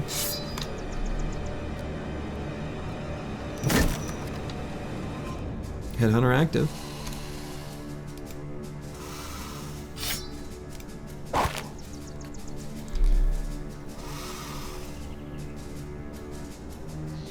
We'll probably end up attacking with Snoozy, but we'll see.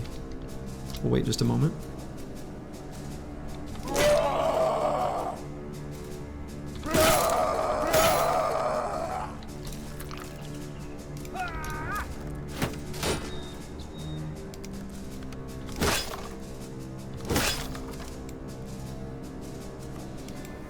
Okay. You can hold this side for a bit, but you're getting a bit worried. Yeah, as you should be. It's a spooky place to be.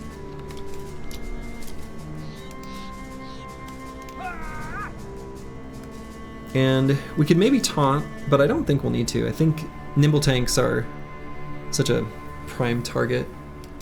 Enemies love attacking them. Relative to forge tanks. So Tom's the train I can push forward. So I think I will. Maybe push up this way?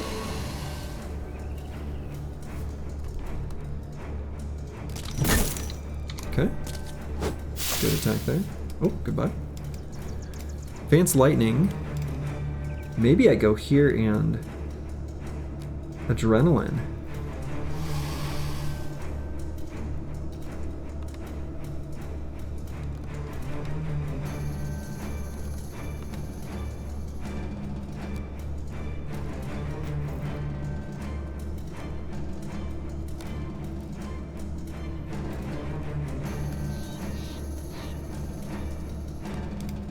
I mean, I still could just go here, attack an Adrenaline, and then attack there next turn.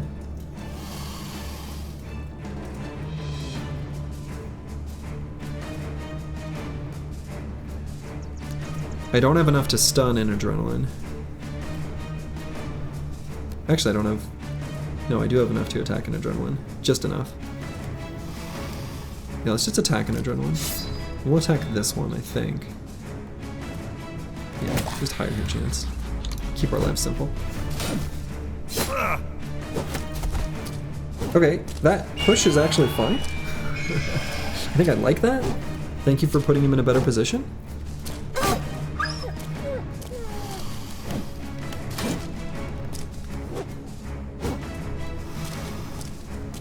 Okay, the Conqueror is not in melee contact with our tank on top. I think we like that.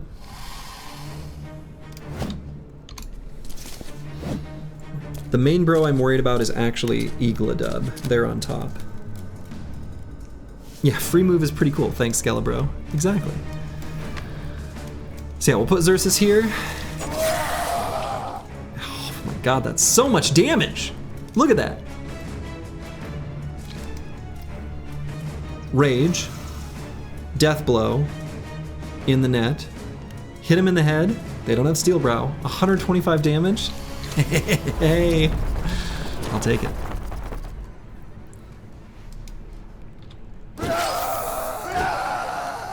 Ooh, sad that one missed. Still may be able to finish off with Snoozy 702. If we still had the ability to use quick hands this turn, we could finish him off with a fire pot.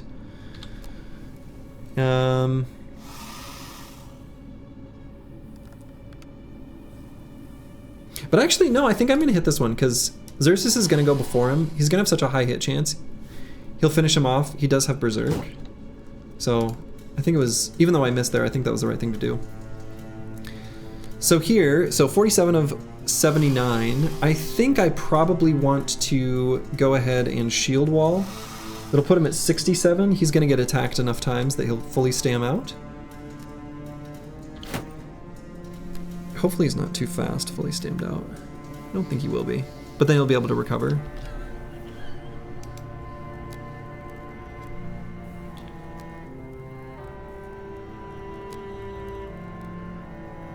So Serdova the bear can probably go here. I'd want to put a dog down if I could trust the dog to not do something crazy. But I don't think I can. Alright. Good.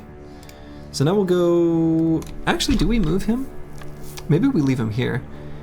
It might make the Necrosavants want to jump him based on where he's positioned. And I think that's okay. You specifically didn't nuke Dova's death for this potion pre-recorded? Yes. Pre-recorded, clearly.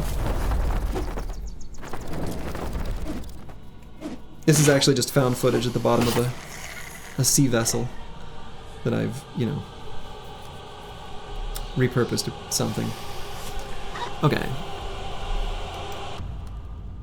So should we worry about the big wall of guards coming up from top? Yes, of course we should. We're worried about them. God, I want to put a dog right there. I always want to do that. I feel like it's so bad, but I want to so bad. Oh, maybe it's fine.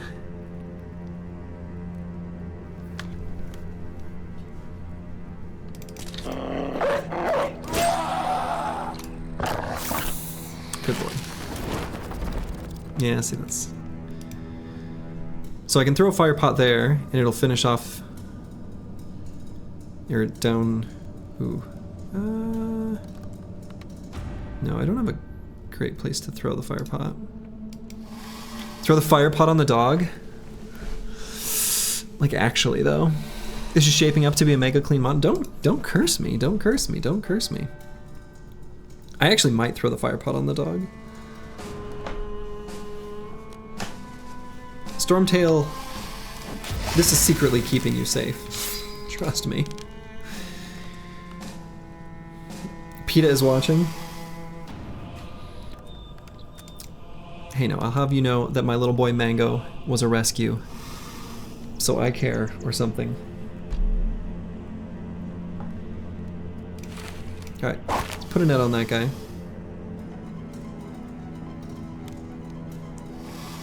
And wait.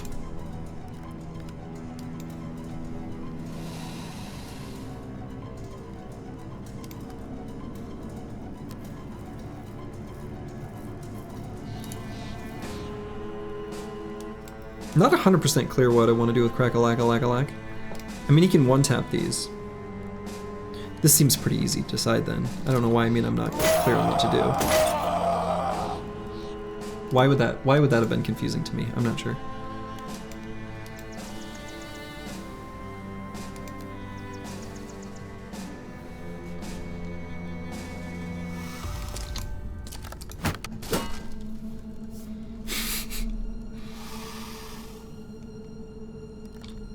I actually think I attack this one. Serdova the bear will go before. Yeah, he's almost for sure gonna finish off that one. Nice, got the stun. Max roll two-handed cleaver with shroom seems kind of good. Who could have possibly predicted this? God, this sword is so good! It's so good!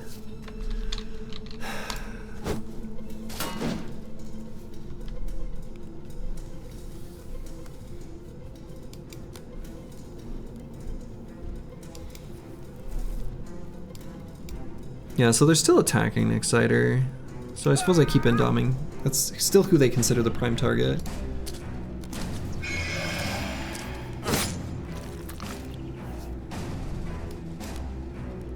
Okay, so not fully stammed out. So he could shield wall. It puts them all at 5% attacks. That's probably still the play. I think we do that instead of recover. We want to make sure we're cycled to the very bottom. And now we for sure will be for next round. Because these are all 5%ers. Okay, so we are going to have to be pretty careful with EELI here. He's hurt, so I almost want to back him up out of zone of control. As the torrent of undead come down there. We've got Headhunter right now, so I kind of want to go for this Necro Savant, even if it's only a 69. Nice. Hit chance. Yeah. Just because, again, they don't have Headhunter, so it's a lot of damage.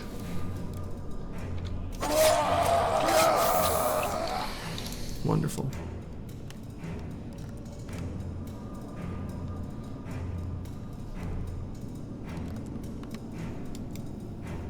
EELI getting punked by big sword lance over there. Yeah. Yeah.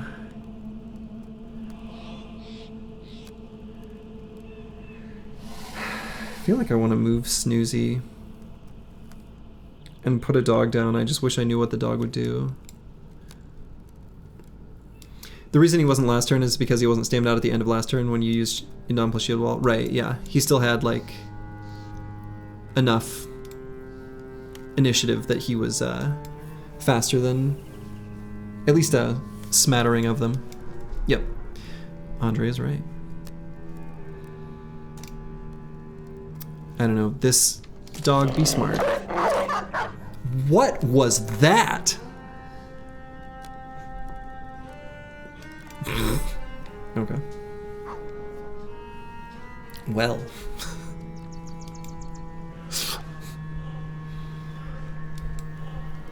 Yeah, yeah, charging the priest is apparently correct, but like...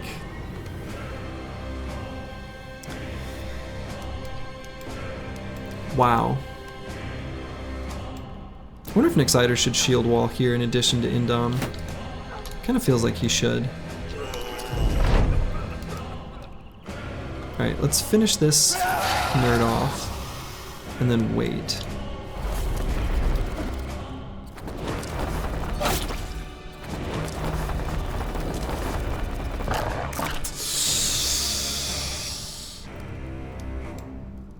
Well. Unfortunately, Mutt is going to be replenishing these Necro Savants' health. Ah! Dog is inting? Oh my god. Some league terminology. That throws a wrench in things? Yeah, it does. So I guess we just gotta be ready to receive this flood of undead from the top of the map. That was a misplay.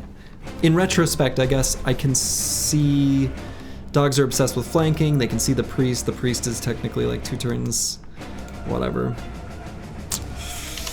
Well, you're saying Soji you can't hold the flood? Oh, you can hold the flood. I'm just saying there's extras here now.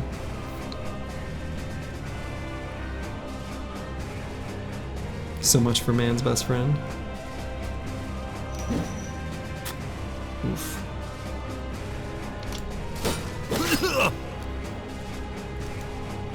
So Snoozy can probably finish that guy off. And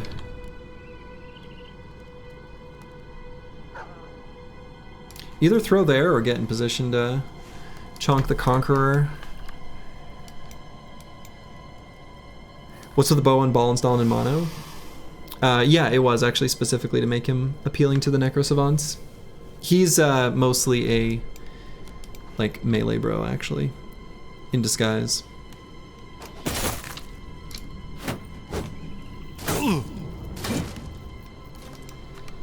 All right, Serdova the Bear. Shoot. we'll wait on Vance Lightning for this honor guard to get softened up. Should have waited on Serdova the Bear instead of hitting intern. Should be waiting on basically everyone now that I know the priests are, you know, doing what they do.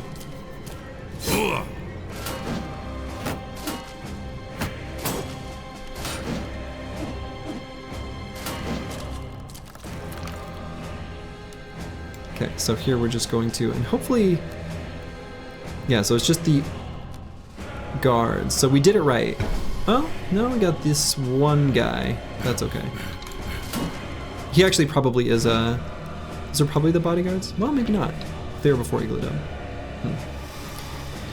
So we could hit the Conqueror. We'll do a little self-damage here. He recognizes... He remembers that helmet is the thing.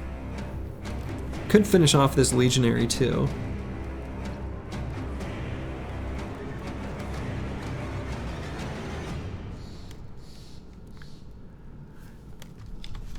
But yeah, used to be milk, and well, time makes fools of us all.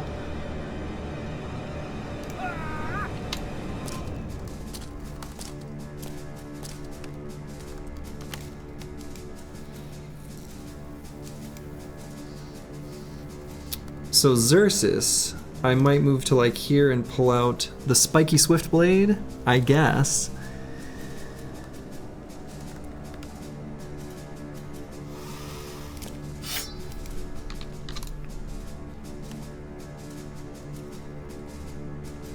Paul and Stalin could and should, I think, just move up here. We'll just chuck some axes very angrily right there.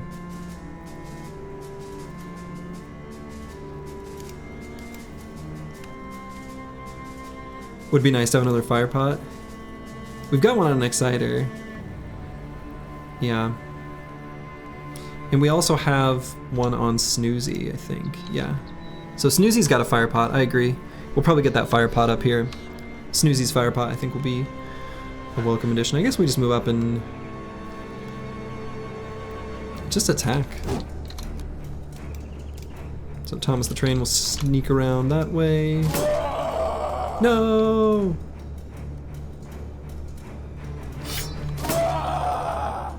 Okay.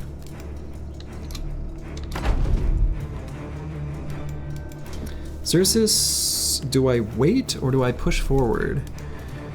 So I can go to here. That's still safe hex. They don't have any shielded foes. They're not going to move into melee, so I suppose we do move forward. Could put a dog here to attack the Conqueror. He'll be locked in.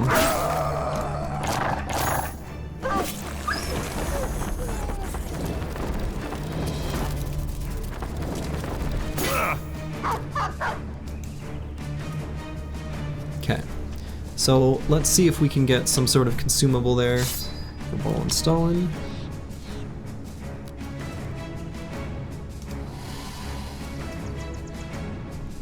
Is there Twitch showing you with ads? Old VODs because you're trying to sandwich down Kill Librarian Madman? Oh, sure.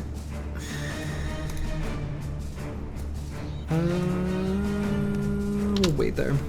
So here we'll start our cycling again.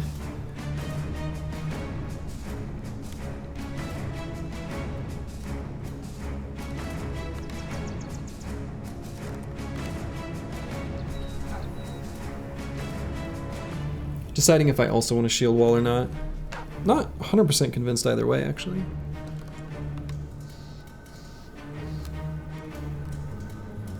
So if I shield wall, I go up to 60. Should recover enough next turn still to do one of the two. So I think I do both this turn.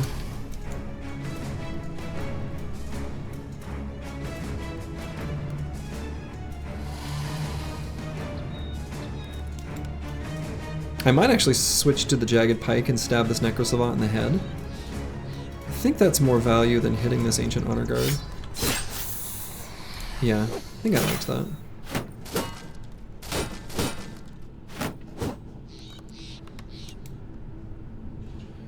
So I wanted Snoozy to run up and throw a fire pot. That plan's been temporarily disrupted, but we may be able to do a stun with Vance Lightning, which would then unlock it. So let's wait. I mean, Thomas the Train could step back and hit this Necro Savant. But I kind of want to keep the forward momentum here. Relieve a little pressure from Nixiter. And Eagledub. Headhunter active.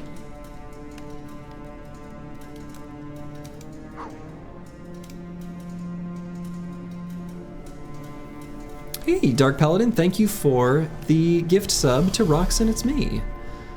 That is very kind. So yeah, let's just go for the stun here, I think. Then we'll move up, be in position to move there next turn.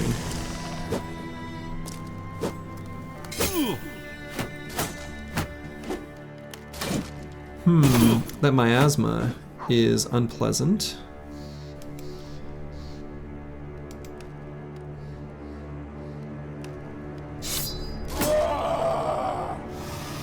Dang. I mean, this Necrosavant's gonna bleed down, so I didn't want to attack him, but...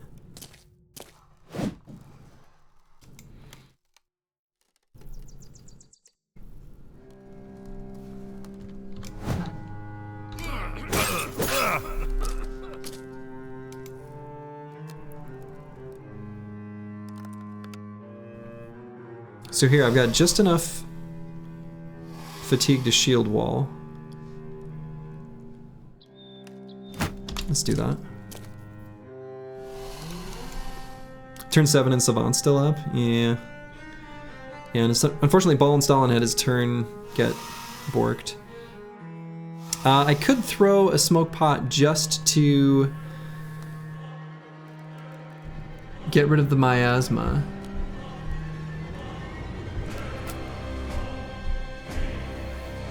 I don't think I do that. I think I save it. Let's just hit this one. Or consider maybe hitting it. So then we'll move up to here, throw a fire pot right there. Doink.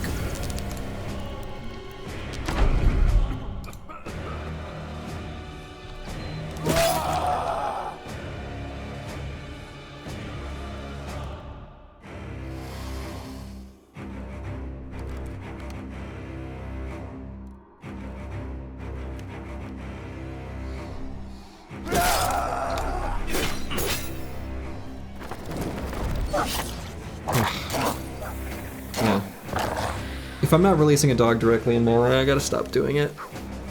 I like have to relearn that lesson every single time.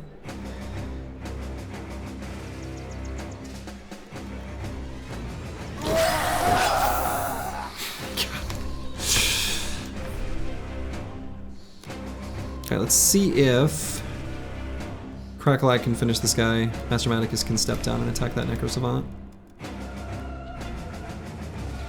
Unlikely that this works, but I think we try it. Okay, good. So then maybe Vance Lightning can do a reach weapon attack and finish him, or even Snoozy can throw.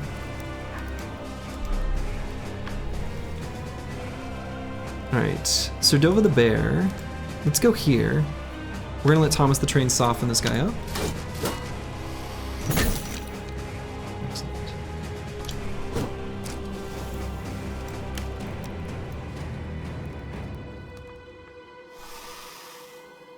So if I hadn't used my fire pot there, I could use it here to finish off this Necro Savant.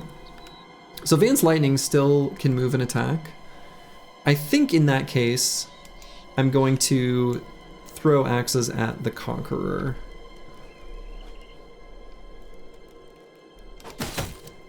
Throw axe at the Conqueror.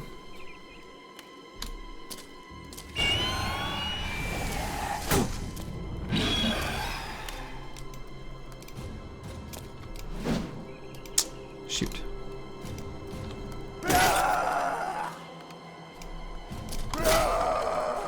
Good.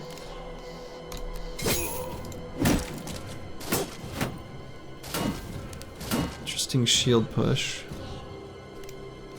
Alright. Recover.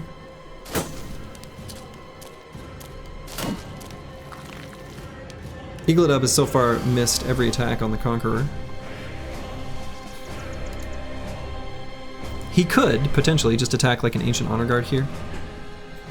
That's hurt. And get the kill. Guess someone just takes its place, huh? Exciter, it's time to just recover. He'll definitely be faster than them next turn.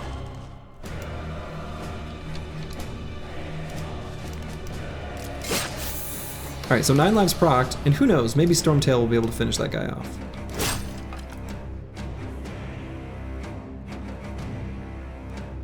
If you do mono during the undead event, would the skellies raise up? No. Though, your own bros, if they fall, can raise as zombies. Hashtag ask me how I know. Oh, here's the deal. I want to use the extra AP on Serdova the Bear and throw a dog down, but I'm not going to. I like want to go here and put a dog there. Actually, I don't know, it's just the 2 Necro Savants. No, it's this one too. Never mind. I could go here and put the dog there though. That's okay. I mean, PETA doesn't approve, but they're not here right now.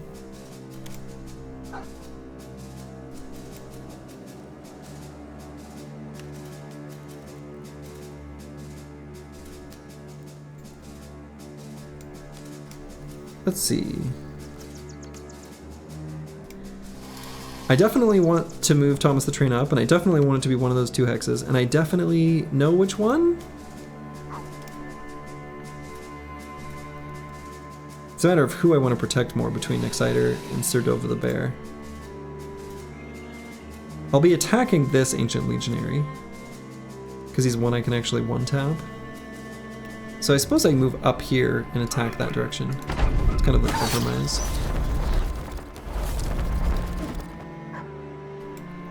Okay. Xerxes, we will wait. What's our hit chance? 81. Pretty good.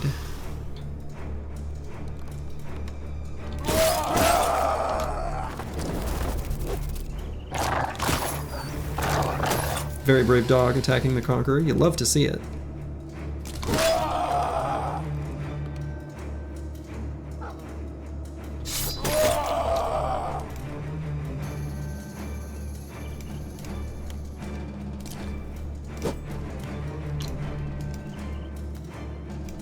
So I can move here.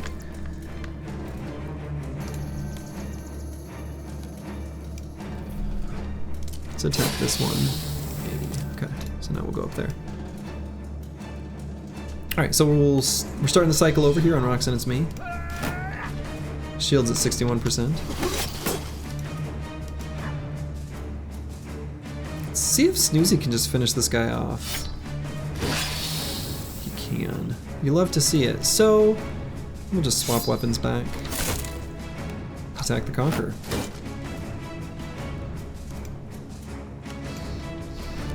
Exciter's still holding up. Probably do both on him. His shield will crack eventually.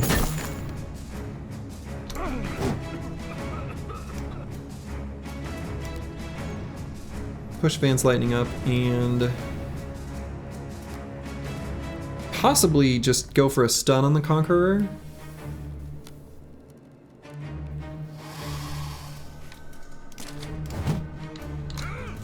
Shoot.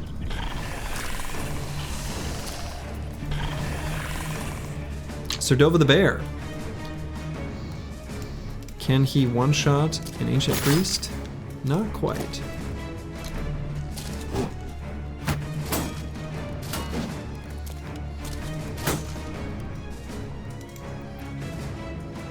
Okay, so I guess we're gonna do... We only get 1 attack. So maybe I do decap. He's at like half health. Since when do priests rotate into melee taunt? No, I don't know. They're weird. I could just recover as well. press this blue skip turn button.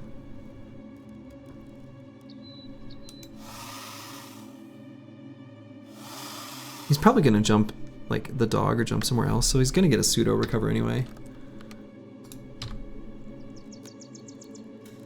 If we do a regular attack, we still have enough to attack with the rondel. Yeah, let's go ahead and miss both. Might be able to take out this honor guard, but maybe I should just be hitting the conqueror. Take that conqueror. Get conquered.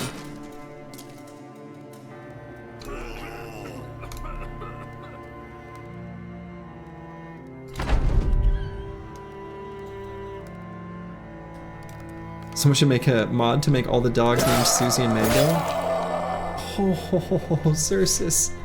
So close, so close. Great. Ball and Stalin's okay with this. Ah. There we go. So we'll run Mastermaticus up.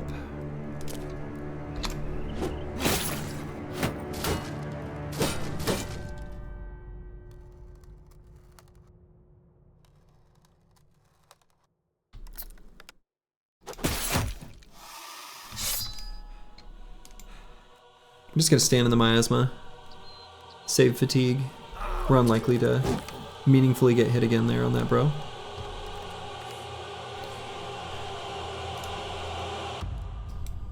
A few choices on Thomas the Train. We could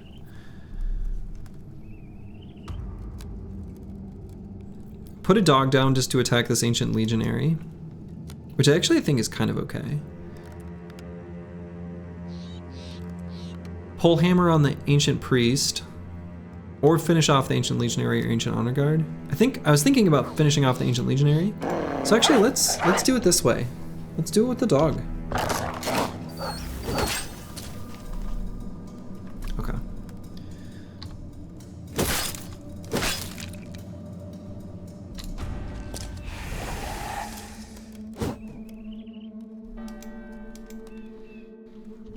Alright, so on this turn, let's just shield wall for next turn.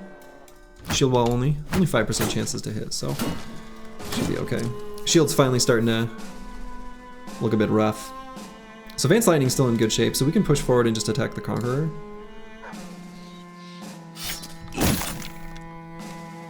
Excellent. Got him dazed, which is important. So Crackalack, let's run up. I'm not going to press the blue skip turn button here.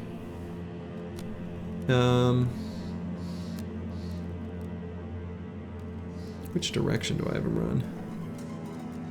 Left or right?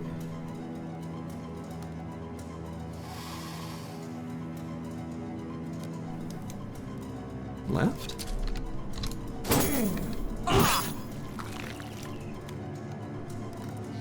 Alright, Ball and Stalin is in a little bit of danger.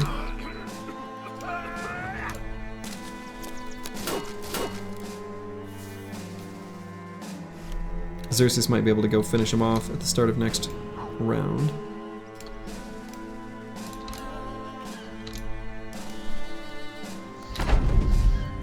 Let's see if he can. I think we can put him there. Oh, I guess he still has. Okay. Ball and Stalin doesn't have 9. We've got a cut artery.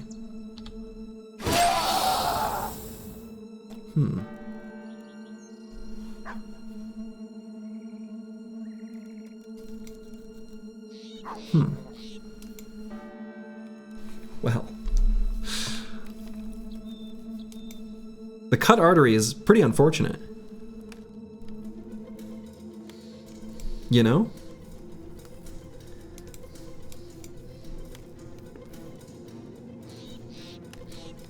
So if we lose 10 HP from bleeding, it gives us 4 rounds. Better to die to enemy and hope to get struck down and go down fighting. He's going to Valhalla. Well, we have the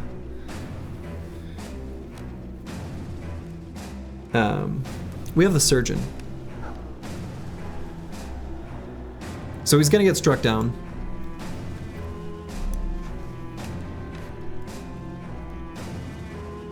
So we may as well go down swinging.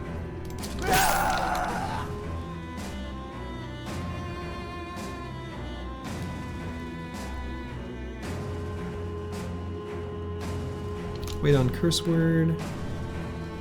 Could attack the Conqueror with Master Maticus. It's a weak weapon to do it with. Might just move all the way up here and pull out Sir Sylvan's Whip.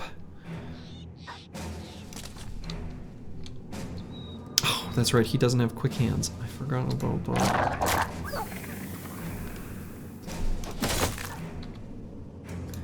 And Snoozy is now completely out of ammo. So move him over here. Yep, there goes Ball and Stalin. But he's only struck down. He'll be just fine. Okay, so I think if we use the pole mace, we can probably one-tap this honor guard. And if we do, then we can hit the ancient priest.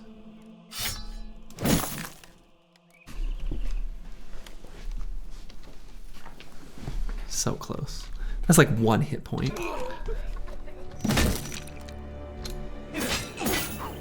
Oof. So Crackalack I might have just attacked the Conqueror with the whip. From there, it's actually pretty decent damage. He's got a lot of hit points. That was a weird series of rotations. What was that? I kind of feel like I should finish off the Conqueror, but there's an ancient priest just like here? What was that? And then we can back Vance Lightning up. Sitting at 75 hit points is kind of a feels bad. Oof. An Exciter in trouble. Roxanne, it's me still holding up.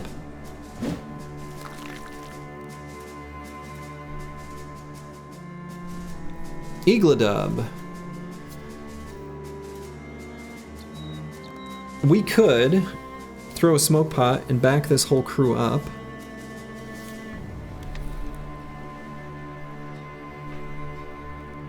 An Exciter and Eagledub.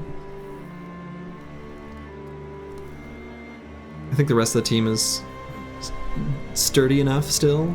That should be okay. They're not going to get enough attacks in to stamp them out. Wink. No more miasma. We can attack here and walk away.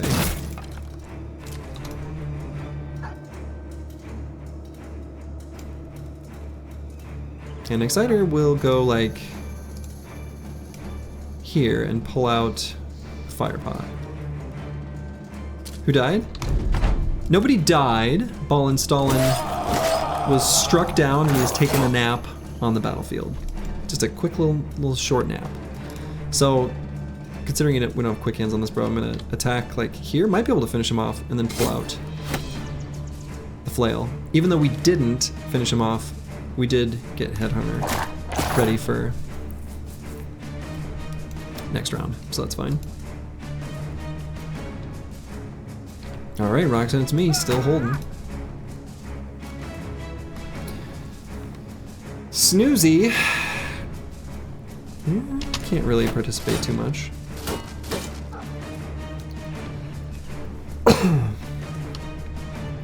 suppose we'll just finish this guy off with Thomas the Train. Push up.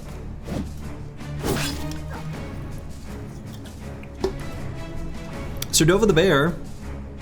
Now we'll finish this guy off. No.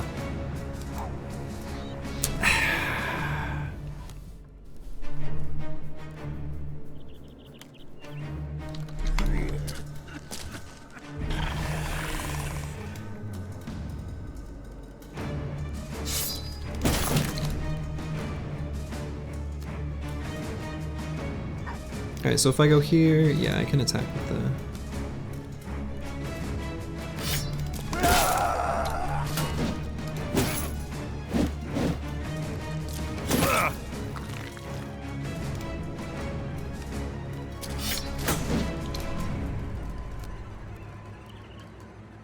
So let's get a fire pot.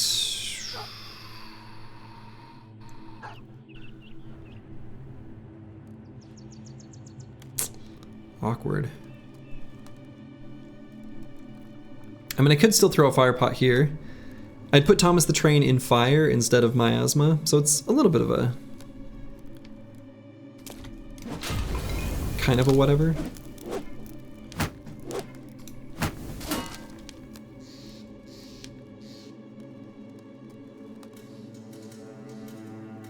So Xerxes could enter Roxanne It's Me's range of Lone Wolf. Still pretty durable. If we went here and brought the banner up, these two nerds are going to attack the banner because they just can't help themselves. So actually I think moving there, risky as that may seem, it's actually okay. Can maybe put Snoozy here then. I think that's an okay place for him to stand and attack.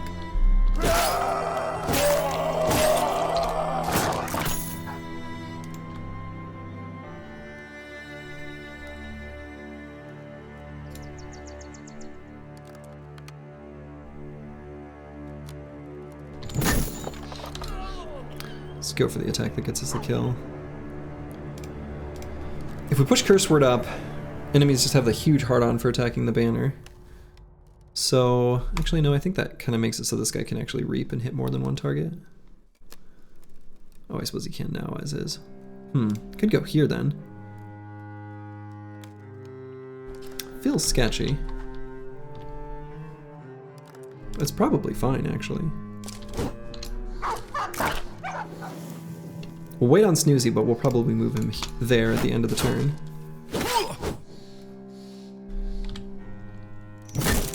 Nice attack by Thomas the Train.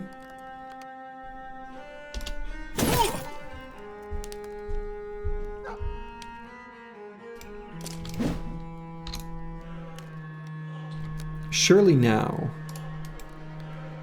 I mean, it's still it's the best move is to attack. There we go. There we go.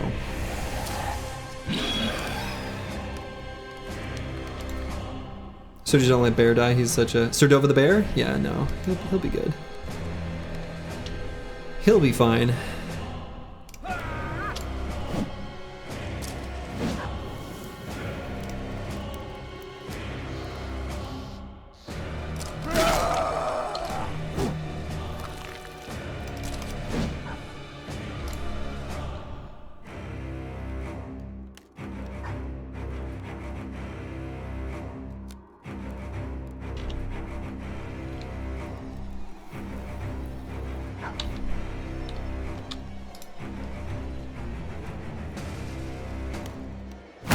An Exciter might not be done yet.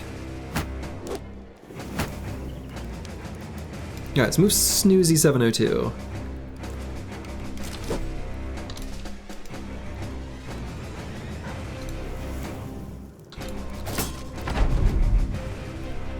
Oh.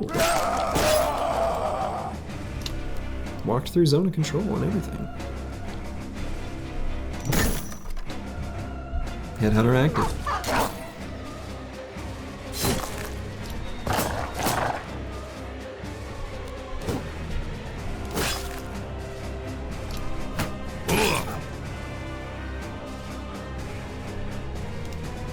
Kinda tempted to move up here, even if I'll be in range of this Crypt Cleaver. Just to hit that priest.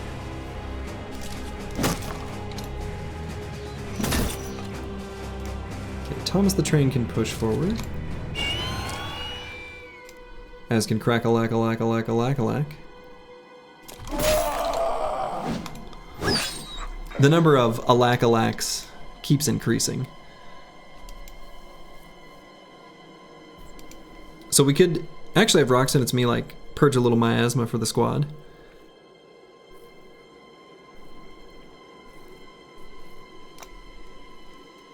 Next turn.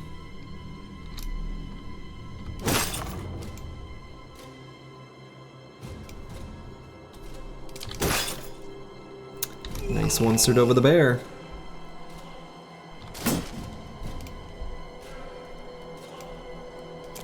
Let you rock that priest in the face. Should have our opportunity here soon. Oof.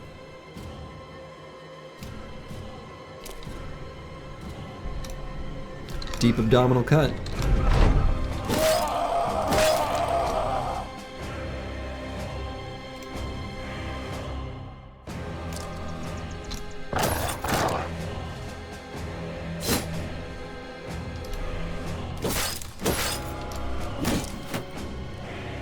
Shield push.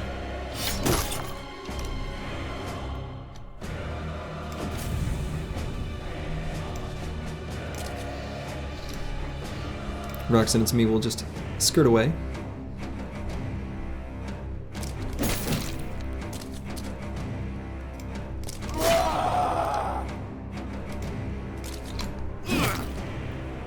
Ooh. Snoozy 702. Needs a little help. Exciter can run up and taunt next turn.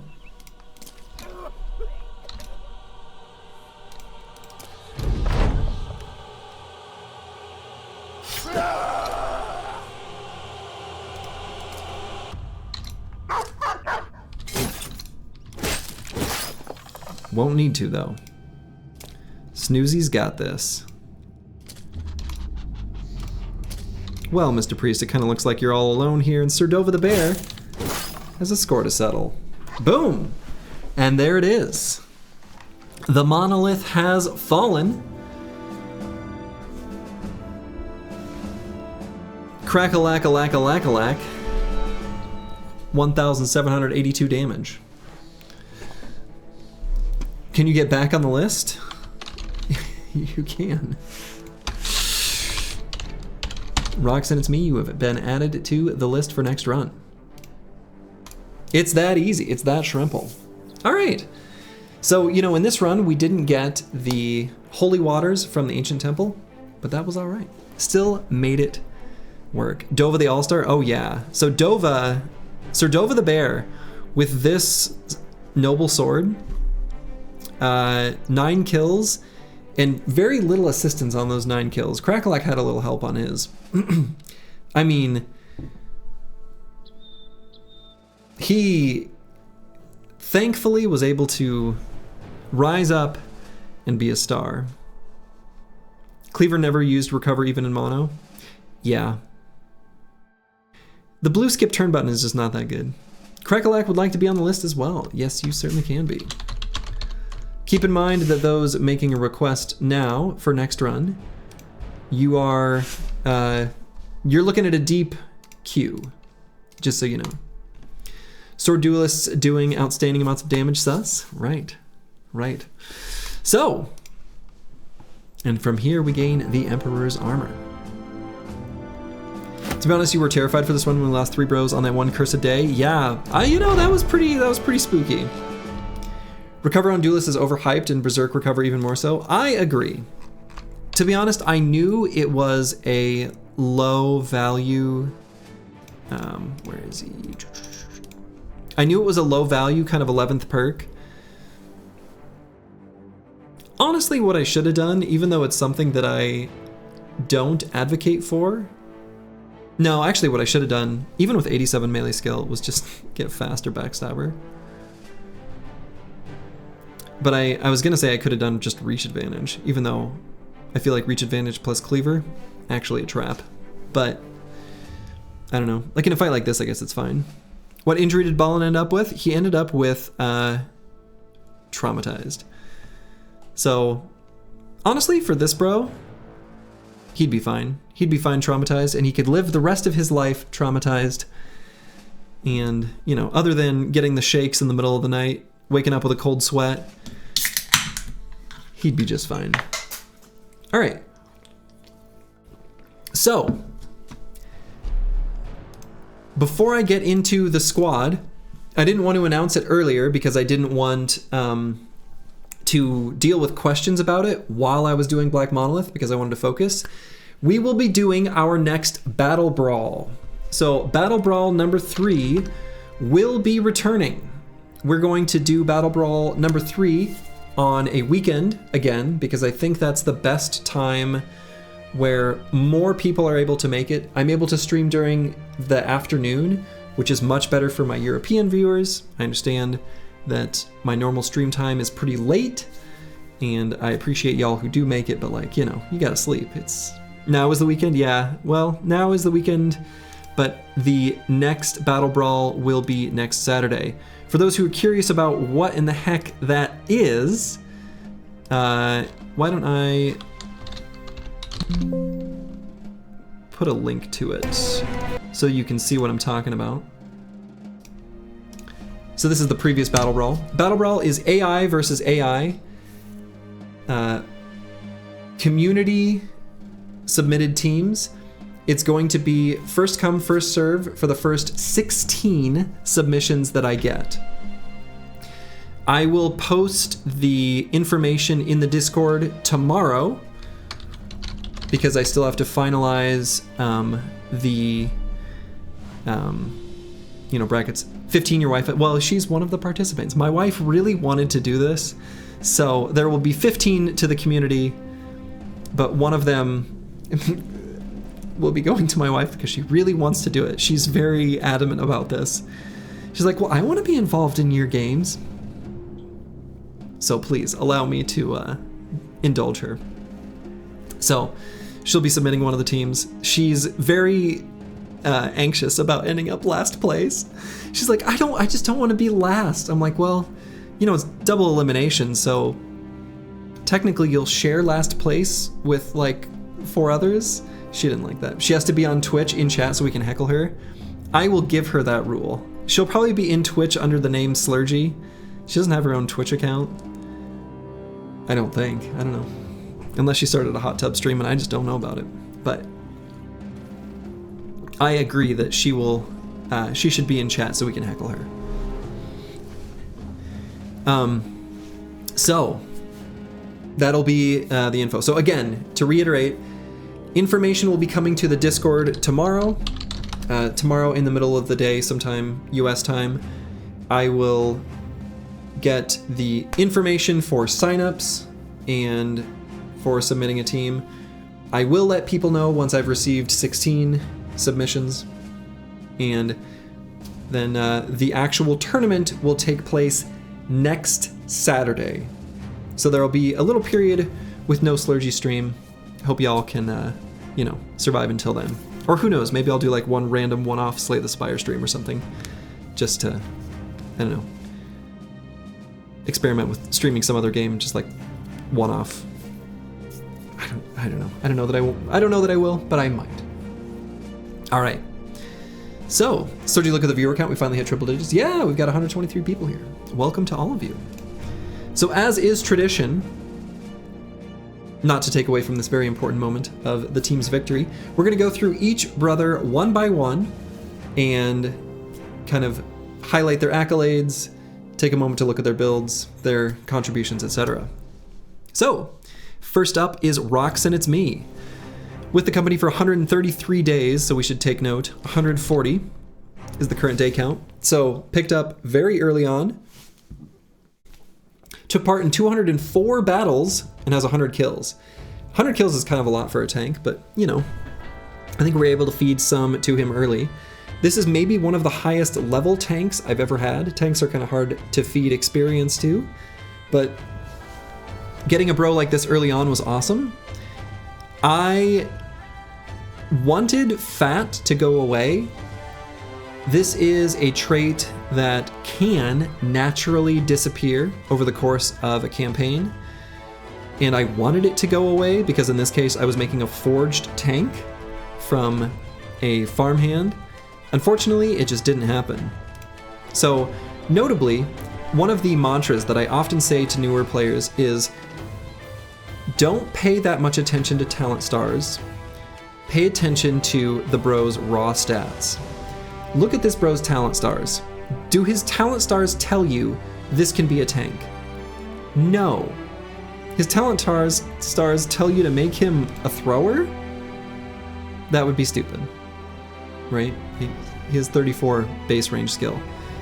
Even looking at their stats at level 11 is kind of a whiff. Look at their base stats. Look at what they have right now and compare their stats right now. And it allows you to be flexible when you're leveling up. Throw tank is good. No, throw tank is good, actually. But this bro still wasn't going to be destined to be a throw tank. Right. I mean, he does have one talent star in melee defense. Don't get me wrong, it's not like we are shunning away from talent stars. They're very important. But mostly he had extremely high base secondaries. Actually, I don't think his base resolve was that good. But his base fatigue was super good, and his base melee defense was super good with sure footing and the talent star. So, Broadcast Briggy busy contradicting himself. Not really contradicting, just, I mean, trying to give balance to perspective. People obsess over talent stars, or new players have a proclivity to only look at talent stars when they're comparing two bros. Don't. Look at their base stats and their talent stars in conjunction. Yeah, talent stars are important, but not everything to a bro. And talent stars can mislead you. So, anyway, that's Roxanne, it's me. Kind of a standard-ish set of perks for a forged tank who's going to do lone wolf shenanigans. But yeah, well done, Roxanne, it's me. Up next is Nexiter. Now, Nexiter was a early nimble tank, often, and another farmhand. Often, I don't make nimble tanks because there's a little bit of overlap with spear bros as far as protecting the squad and minimizing the amount of enemy damage. We didn't do spear bros this run. I often do. I normally do. That's my preferred style, but we didn't get the best recruits for it, and so I opted just not to. And in this case, we had a nimble tank. Having a nimble tank is really nice because unlike the forge tank that has to be kind of far away from your formation to be attacked, the nimble tank can be in line and still draw a lot of enemy attacks by virtue of the fact that they are nimble. Surrounded by forged bros, for example, he will still get attacked because he's nimble. Nimble tank with no dodge feels weird. Yeah, but like his initiative is just not very high. So, right? I mean, look at this. This is 56.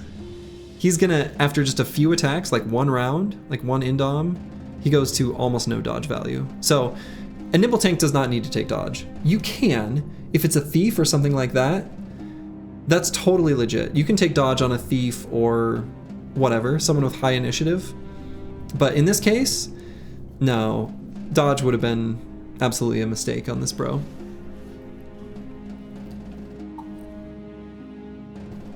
Yeah, notably, he was also part of the finger donation drive. There was a little while there where when bros were struck down, they would come back without a finger. And I think instead of the normal, 120 fingers, I think there was a period where we were rocking like 117. Yeah. So, hello, Rupak Nation. So yeah, another fairly standard set of perks here. Maybe could have done. I don't know that we ever procced 9 lives on this brother. I'm not sure. I don't remember it happening. Taunt was kind of handy. I do genuinely appreciate one bro with taunt. I think once you've got a knack for when it works, it can be handy. Again, another piece of advice to new players is don't over-rely on taunt or think of taunt as super useful, because you can often accomplish what taunt would have accomplished with positioning, but not always. So, anyway, Nexiter was awesome. With the company for 140 days. And he killed a Necrosavant. Up next, Eagledub, with the company for 113 days, took part in 173 battles, and has 170 kills. So a pretty early recruited sellsword, comically high melee defense, coming with Paranoid and 2 talent stars there. This is a fairly standard fatigue neutral build. This is almost the exact quintessential slurgy fatigue neutral if you distill it down into its essence. You should probably give them their real weapons and not their shank. I mean, we'll leave things as is. That's what I've done for the other ones. One taunt seems reasonable if no stunners. Yeah, one taunt is... there's fights where it's handy. Oh yeah, taunt best sound in the game? Absolutely, I agree. But yeah, EELI did get chonked pretty hard in mono, as often happens with this kind of part of the formation, but lived to tell the tale. Up next, Thomas the Train, with the company for 140 days, took part in 77 battles and has 63 kills. This was a brother that we were progressing with early, replaced with other bros, but had to return after we sort of had a couple bros die. And he had to step up and rejoin the squad from the sidelines, and rejoin he did. So even though Thomas the Train's melee skill definitely still really low for, you know, a final squad, he's got the melee defense, he's totally serviceable. We just recruited a better replacement, but that better replacement died. So, you know, do you take gifted on all fatigue neutrals? Yes, absolutely. Gifted, I would say, is... you would always want it on every fatigue neutral, yeah. You'll notice I take gifted on ding dang near every bro. It is my most taken perk, even above Colossus by a smidge. So, is there an argument to skip it and use another perk? Not a good one. How did Thomas do in mono? He did pretty well. I don't remember his... I mean, yeah, he did well. The Zerk chain always does well. And I think having a pole hammer too, like this bro is equipped well to do it. And so even with 72 melee skill, you can make short work of the enemies with shields. All right, up next, Vance Lightning. Vance Lightning with the company for 113 days. Took part in 175 battles and has 195 kills. This was a mace fatigue neutral. I'm coming around to the idea. So ever since I did the adrenaline fatigue neutral on a bro with mace mastery several runs ago, where it was Roxanne, It's Me, and Akibio were the two bros' names. But specifically, when you have a Katal bro, I really like the mace fatigue neutral to be the one with adrenaline, because if you miss, you can be like, oh, I'm gonna go before the Katal next round and hopefully set up death blows. So that's definitely something I've kind of enjoyed. Yeah, adrenaline is even more value if you can set up double turns really consistently, for sure. But I like it with not only setting up double turns in isolation, but pairing a Katal bro with a mace fatigue neutral has more value than some other weapon on a fatigue neutral. So I like that kind of purpose. So Vance Lightning was definitely a strong MVP this run. Absolutely. Huge contributions to many of the Orc Sea of Tents camp fights. Up next, Crack-a-lack V2.0. With the company for 26 days, took part in 36 battles, and has 92 kills. This was a speed leveled bro. I cannot believe we got him to level 11 in 36 battles. Wow. I mean, we fed him potions of knowledge, we were feeding him kills. After our kind of fateful moment where things kind of went a little bit bad, we had to power level someone, and power level we did. Yeah, holy war contracts with big fights against noble armies. You know, that's, well, you know. Anyway, the original Crackalack, the wild man, still lives in our hearts. Just not on Earth. Hello, Corvus Korak. Up next, Master Maticus. A flail dodge fatigue neutral with the company for 140 days. So one of our starting pickups took part in 212 battles and has 286 kills. Master Maticus is probably the single most consistent and reliable bro on this squad. He ended up with pretty good stats in the end, but you know, just a simple apprentice. Never did get the apprentice event to buff his stats, which is too bad, because there is an event for apprentices where a swordmaster, sellsword, or hedge knight can give them a big stat boost. Didn't happen, which is too bad. But yeah, kind of a goofy build a little bit. It's a flail fatigue neutral that we took dodge on because he was originally going to be a dog, like a dodge quick hands, and we repositioned anyway. So well done to you, Master Maticus. Up next, Sir Dova the Bear with the company for 96 days, so a slightly later pickup. Took part in 105 battles and has 164 kills. This was going to maybe be our lightning sword bro. There were a little bit of, you know, jumping back and forth to different things. Broda Osas, hello. Now this bro ended up with comically high melee defense. We were originally going to make a duelist fatigue neutral because of this weapon, just for fun, because this is fatigue neutral on its own, and then ended up sort of pivoting again and making him into a kind of damage monster, and by the end he certainly was. So yeah, Sir Dova the Bear, again, one of the later pickups, but a huge contribution to the squad. Up next, Xerxes, a nimble forged Catal with the company for 96 days. Now we hired him, and I figured, all right, I'll make a Catal bro, but literally in our trips to the south, could not find Catals, like, to purchase. Like, we could not get the weapon. So I had him on the bench for a really long time.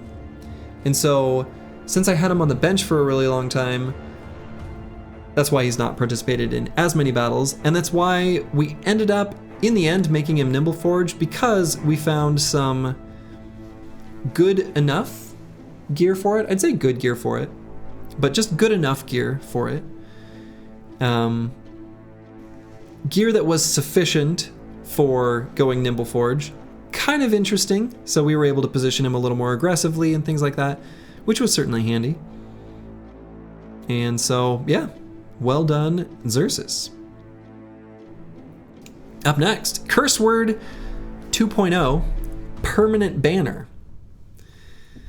So this bro was sadly a replacement of our first banner, Curse Word the OG original, who fell fairly early on in the campaign.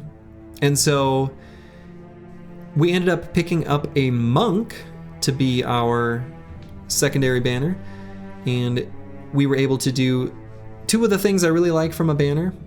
One is being able to take anticipation and act as an arrow screener, which we did do somewhat, maybe not as much as in other campaigns. And the other is taking like bags and belts and quick hands to dump consumables, like we did in Mono, where we just used all of them. Why did we take Resilient on him? Because two reasons.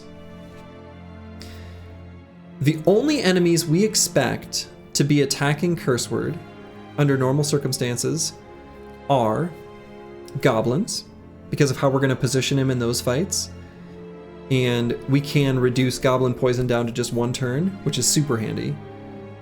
And necro savants, who are going to cause the bleed. So the only threats we expect to attack him, or I guess orc warriors that push through your formation too, right? So almost all the enemies that can attack Curse Word, or we expect to attack Curse Word, we can mitigate the effect of what they do with Resilient. Can you explain how Nimble works? Not succinctly. I would suggest looking up the Turtle perk guide and looking at the section for Nimble. It will explain it much better than I can to you right now. Sorry, Rupak Nation. But yeah, that will give you That'll be better than me explaining it anyway. Surely someone can find a link to it if you're not able to find it. So yeah, Curse Word 2.0. Very nicely done. And ended up with 135 resolve. Hell yeah. Love it. Up next, Ballin' Stallin' 1 with the company for 136 days. So I call him True Hybrid because we hired a poacher with the intent of getting, you know, a throwing hybrid. And because we had 2 talent stars and melee skill, and I think he started with either 56 or 57 raw stats, I was like, all right, this is like a thrower who secretly we want to be attacking in melee by the end of the campaign, right? And so we did. I mean, 264 kills. There were a lot of times where enemies would jump on him and it'd be like, all right, you got my thrower. And then, you know, he pulls out an absolute like monster of a one-handed sword and just like shreds them. Incredible. 91 melee skill by the end on your thrower. You love to see it. You love to see it. So this is a rare exception where, you know, I didn't take gifted. No 9, interesting. Yeah, not having 9 lives, of course, did finally bite him in the dust in the Monolith fight. But, you know, not having 9 lives on a bro like this is okay, despite how much of a 9 lives stan I am. So on a bro like this, I skipped both 9 lives and gifted. 2 of, you know, among my most taken of all perks. And last but not least, Snoozy 702 with the company for 131 days, took part in 147 battles and has 163 kills. He was sat on the bench for some of it. He has no talent stars where we would want them, and so that definitely affected him negatively. His stats are actually higher than they are here, but they're still not insane. But his secondaries are super good and his melee defense is good. So even without any talent stars, the good base rolls of a squire and the ability to, you know, allocate them where they max roll is totally fine, because we want basically every single stat on a bro like this. All of them will serve us well to some degree. So, fast adaptation must have been for tempo or because of low ranged attack? Yes, both, right? Fast adaptation is both for tempo in the short term, right when we hire them, and also because of their low range skill. Relatively low, I mean. So, but yeah, that's the squad. And of course Galumi, who was an experimental build that, you know, we learned some stuff. All right. So that's gonna be it for this particular stream. So I guess I can change the win streak from 12 to 13. Hey, you're forgetting reserve bros? Yeah, I mean, some of them don't have the most,